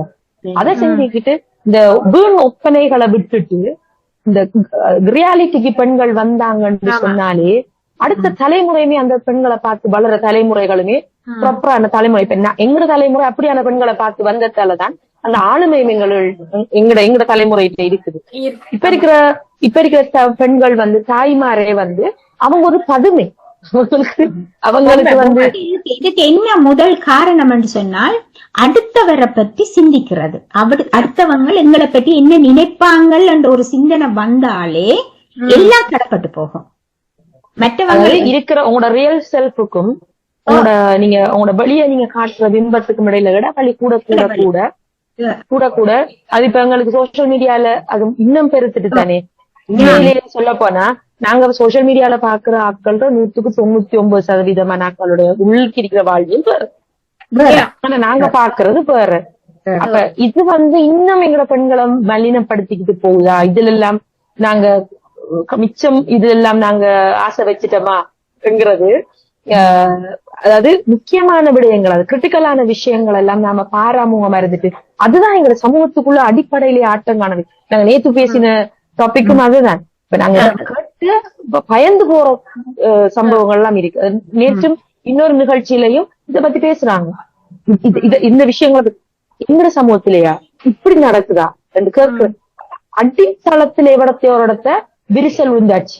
ஆனால் அந்த எதிர்பார்ப்பு இப்ப வெள்ளக்காரன் விட்டுட்டு போனதுக்கு பிறகு அந்த படிப்பு ஸ்டேட்டஸ் என்றதை ஒன்று எடுத்துக்கொண்டு வந்ததுல வந்துட்டு எதிர்பார்ப்பு கூடுதலாக இருக்கு. பொம்பளையால் கொஞ்சம் படிக்க தொடங்கிட்டாங்கன்னு சொன்னாங்க. இப்ப அதுல நேற்று அந்த சம்பவத்துல பாக்கக்குள்ள அங்க ஒரு அம்மம்மா இல்ல, ஆனா அந்த அம்மம்மா மகளுக்கு ஒரு பெரிய எதிர்பார்ப்பை வைக்கிறா. அந்த மகள் அந்த டென்ஷன்ல பிள்ளைக்கு சூடு வைக்குது. அதுக்கெல்லாக்க நாங்க அதுக்கு தனியா ஒரு ப்ரோக்ராம் எல்லா பொம்பளைதான் காரணம். ஆனா அது கட்டாயம் நாங்க சொல்லப்பட வேண்டிய ஒரு விஷயம். அது அந்த பெண்களை நாங்க பலப்படுத்தலங்கிறதான். எங்களுடைய பெண்களை வந்து அடுத்தடுத்த ரிலே ரேஸ் மாதிரி தான். எங்களோட பேட்டனை நாங்க குடுக்கிற அந்த இடத்துல எங்களோட பேட்டனை நாங்க சரியா குடுக்கலங்கிறதுதான். அது எங்கட பிள்ளைகளை வந்து தன்னிறை தற்சார்புடையவர்களாகவும் சிந்திக்கிறதுக்கு ஒழுங்கா சிந்திக்கிறதுக்குரிய ஒரு சிந்தனை இருக்கணும். எது எனக்கு தேவைங்கிறது இப்ப ஒரு திருமணம் வந்து முடிக்கிற போகலையே இந்த மாப்பிள்ளை மேல சூஸ் பண்ண இந்த பெண்கள் அந்த அந்த எதை வச்சு சூஸ் பண்றாங்கன்றத பார்க்கக்குள்ளே எங்களுக்கு தலைவலிக்குது. மாயைகள், சில மாயைகள் இருக்குது. ஒரு திருமணத்துக்கு அளிக்கிற செலவு செய்யற அந்த இது இதெல்லாம் வந்து நீயா நான் அவள ஒரு ப்ரோக்ராம் ஒன்று நடந்தது. என்ற பெண்கள் வந்து எப்படி தங்களுடைய துணையை தெரிவு செய்கிறார்கள் என்று அதுக்கு இந்த பெண்கள் பேசிய அந்த இந்த தலைமுறை பேசிய பேச்சை கேட்டால் தலை சுத்து அப்படி மோசமானது. இருந்தாலும் எனிவே இந்த நிகழ்ச்சி மிக சிறப்பாக அமைந்தது. மாரிக்கிழவி பல சிந்தனைகளை தூண்டிய ஒரு பெண்ணாக படைக்கப்பட்டிருந்தது. மிக சிறப்பாக இருந்தது. இந்த கதையை எனக்கு வந்து கிறிஸ்டின் நல்லரத்னம் என்று சொல்லி ஆஸ்திரேலியாவில் இருக்கிற எழுத்தாளர், உங்களுக்கு தெரிஞ்சிருக்கும், சிறந்த ஓவியரும் கூட அவர்தான் ஓவியம் வரைஞ்சிருக்கிறார். இதுக்கு அவர்தான் அந்த அதுல இருக்க ஓவியத்தை வரைஞ்சது கிறிஸ்டின் நல்லரத்னம். அவர்தான் ஹஸ்பண்ட் தான் இந்த எழுத்தாளர். அவருடைய கதையத்தை எனக்கு அனுப்பின நேரம் அதை நான் இதுல வாசிச்சது. எனக்கும் அந்த கதை நல்லா பிடிச்சிருந்தது. அதான் நான் அந்த ஏஐல படங்கள் எல்லாம் போட்டு செய்தேன். இந்த கதைய இந்த கதையாடலை கேட்கறதுக்கு முதல் இந்த கதையை கேட்கிறாக்கள் அந்த நான் வந்து டிஸ்கிரிப்ஷன் பாக்ஸ்ல வந்து லிங்க கொடுத்திருக்கிறேன். அந்த லிங்க பார்த்துட்டு பிறகு இந்த கதையாடலை அவங்க கேட்டாங்கன்னு சொன்னால் அது சிறப்பாக நல்லா விளங்கும் என்று சொல்லி இணைந்து கொண்ட நளினாக்கு ஏதோ டெலிபோனுக்குள்ள பிரச்சனை வந்துட்டா, அதனாலதான் இடையில போக வேண்டி வந்துட்டு டெலிபோன் அடிச்சு சொன்னா இப்ப என்னட்ட இந்த கனெக்ட் பண்ண கஷ்டமா இருக்குதுன்னு சொல்லி பெரிய மன வருத்தத்தோட தான் அவ போறேன்னு சொல்லி சொன்னா. தன்னால நிறைய கதைக்க முடியாம போயிட்டுது என்று சொல்லிட்டு இப்ப எனக்கு சொன்னா. நன்றியை கூறி இந்த கதையாடலை இத்துடன் நிறைவுக்கு கொண்டு வருகிறேன். நன்றி.